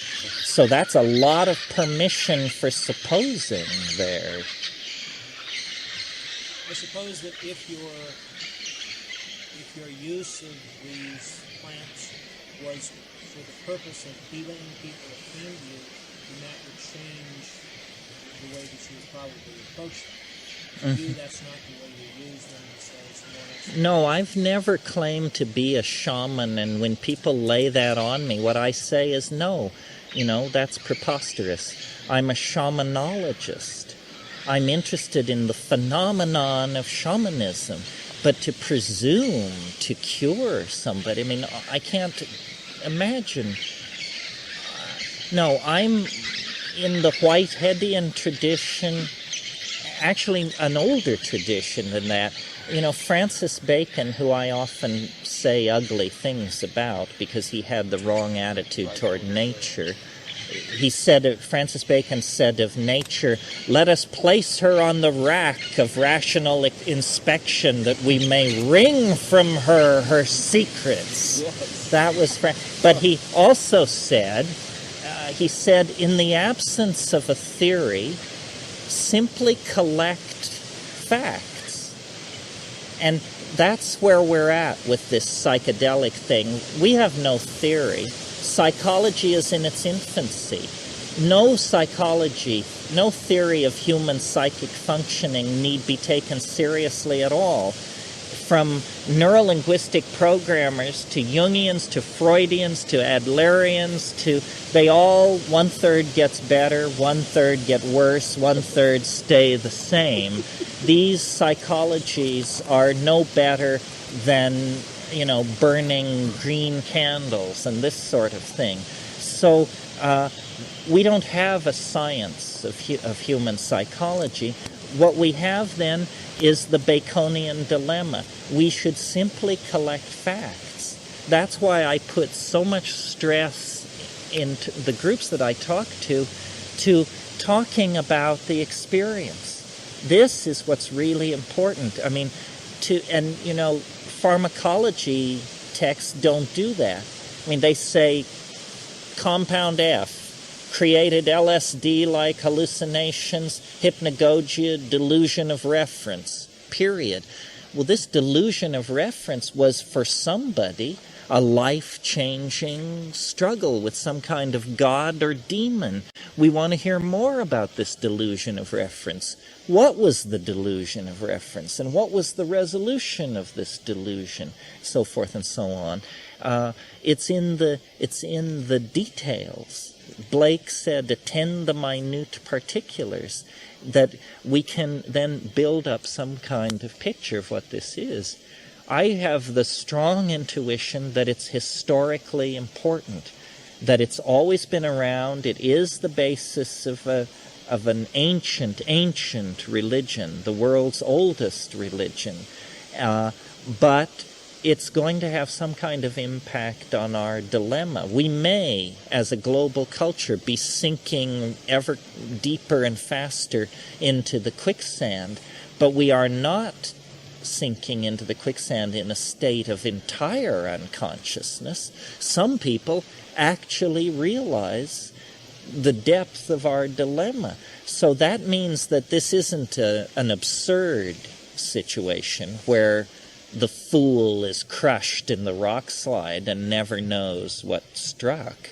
It's a tragedy, because there is the possibility of making a stand against the forces of extinction. There is a possibility of overcoming the dilemma, and yet whether or not we exercise and realize that possibility has, it seems to me, something to do with how fast the word is gotten out about the bankruptcy of the paradigm of rational materialism and positivism and so forth and so on. And the evidence is all around us. I mean, people believe it's so exotic that I basically prophesy the end of the world like somebody in a New Yorker cartoon. Well, but I've got news for you. The straightest people around prophesy the end of the world.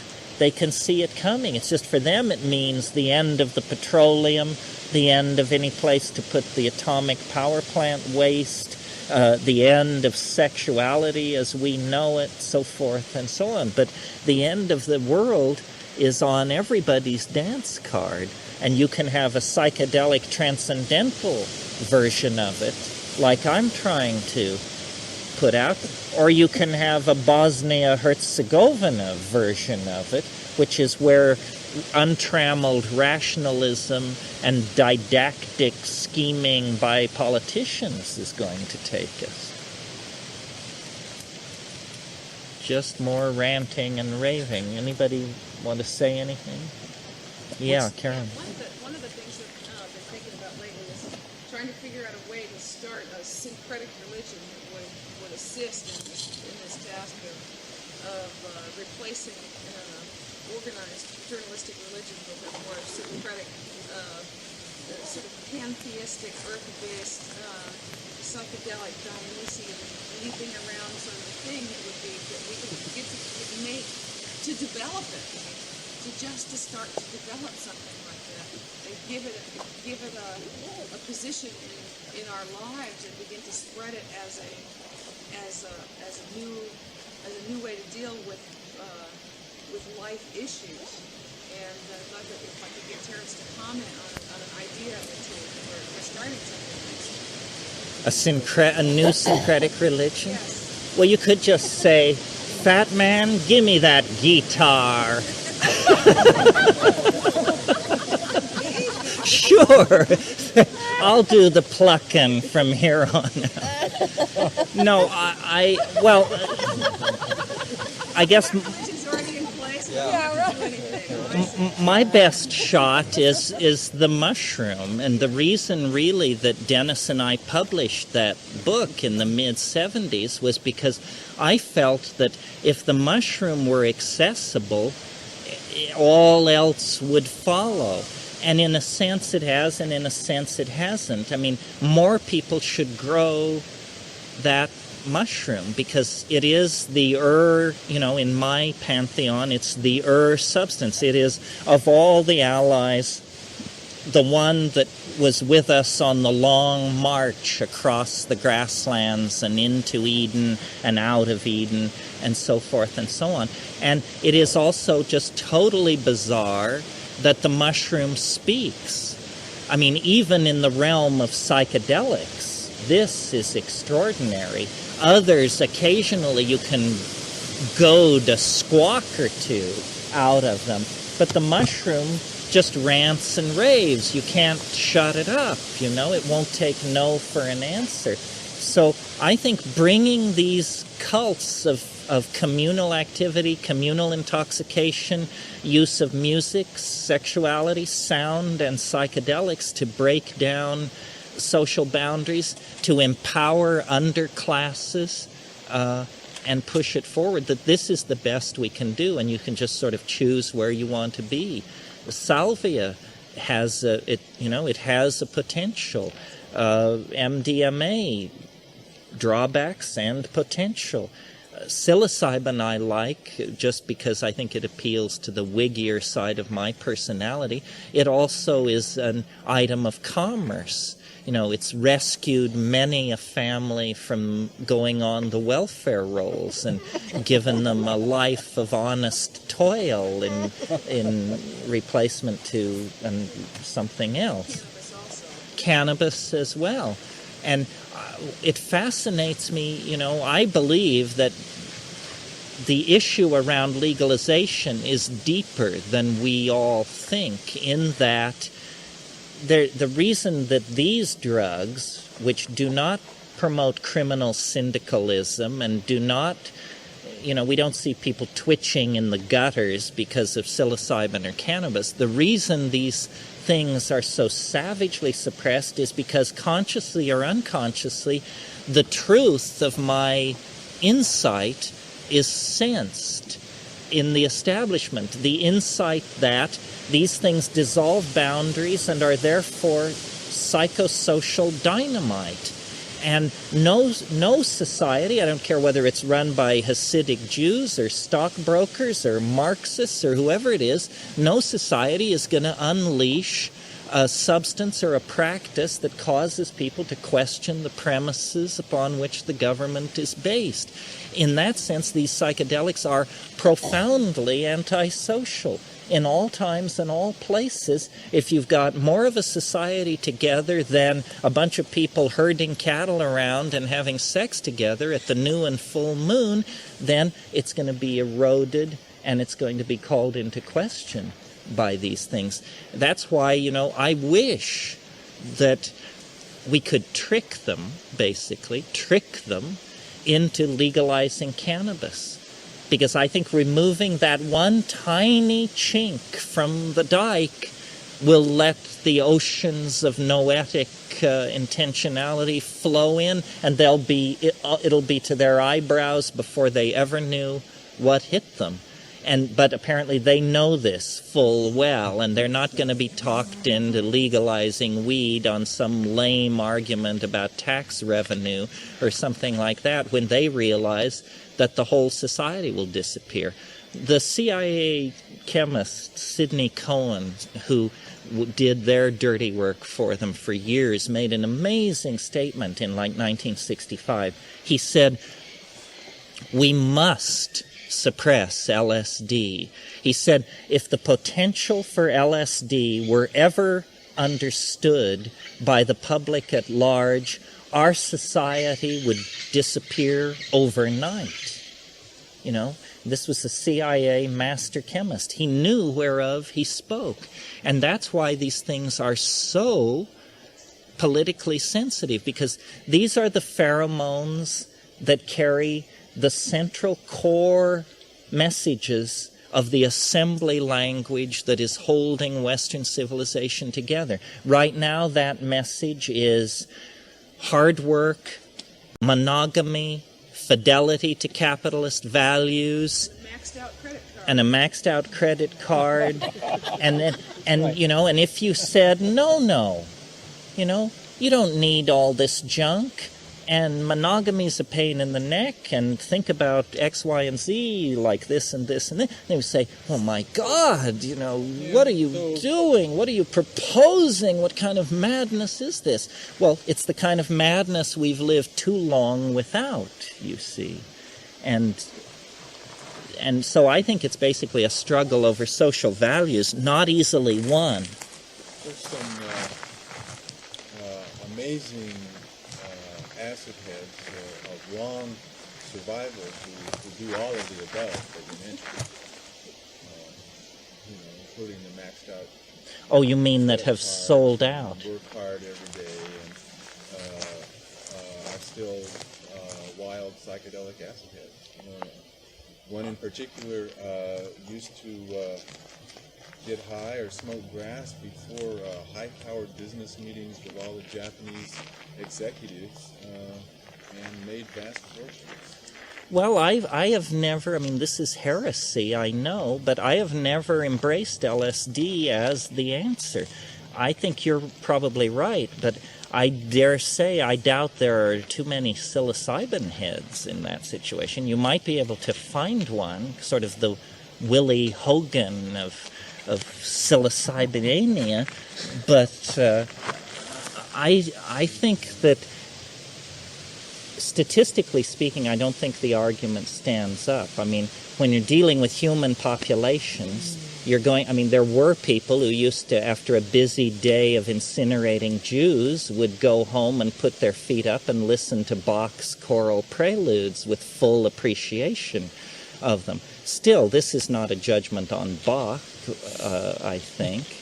So I think, generally speaking, psychedelics impel people toward a saner lifestyle. But the reason I prefer the plants is because I believe in the morphogenetic depth of the field that must surround a shamanic hallucinogen that's been used for thousands and thousands of years. Yeah. Do you personally like San Pedro, and why don't you have more to say about it, especially being so ancient and all? I've never been very keen, I think it's just a personal thing, I've never been a very keen person on mescaline in any form. It is the one of these mainstream big psychedelics with a history of shamanic usage it's an amphetamine, not an indole. And I seem just to do better with the indoles. This very small category, DMT, LSD, the beta-carbolines, the ibogaine complex, the only exception that I feel personally impelled to make to sticking with that family is I'm tremendously partial to cannabis, which is a polyhydric alcohol. But I'm certainly willing to grant that San Pedro and mescaline, these are venerable chemicals, and mescaline was the first psychedelic to receive any amount of study. The use of peyote is not millennia old. People who imagine that it's been used for thousands and thousands of years, it hasn't. There's no evidence for that. What's found in the old graves in the peyote cultural area are the seeds of Sephora secundifolia, which is a hideously an ordeal plant, a toxin. The San Pedro complex in Peru, on the other hand, looks to be as old as any datable plant cult on the planet. So that's probably just a preference of mine. In a way, though, I do it because, there are thousands of altered states of all kinds, ranging from biliousness through the whole gamut of opiated states, all the tropane states, what do they call them? The ketamine states, the states of analgesia, and so forth and so on, states of hyperthermia, dream states, states of panic. But this indole family seems to me the most non-invasive. Also, the other thing I would say about mescaline that's beyond argument is one way to judge a compound's toxicity is by how much you have to take to get off. And a real good hit of mescaline is 700 milligrams. That's a shitload of pure alkaloid. Psilocybin, 30 milligrams. 5-MeO DMT, 15. DMT,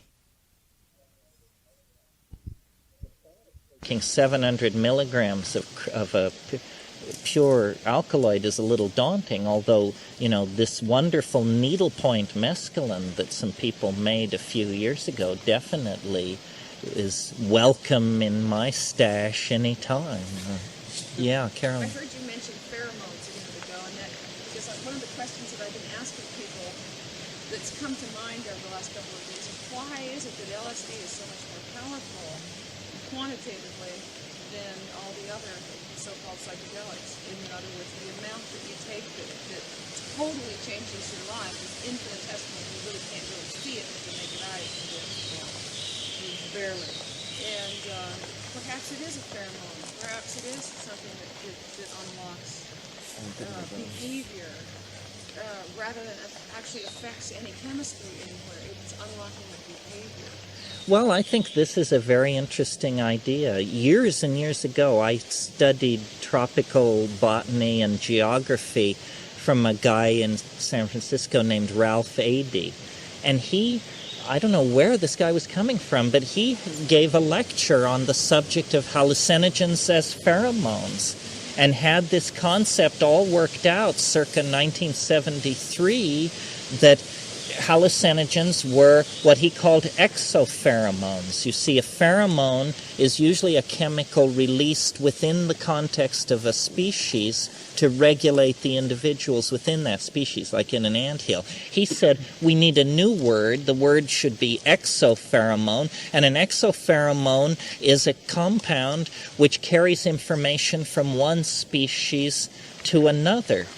And in fact, this is the experience that we have on psilocybin. It's just that we can't believe that information could be so explicitly conveyed. But if this were true, it would be a very good way of regulating behavior.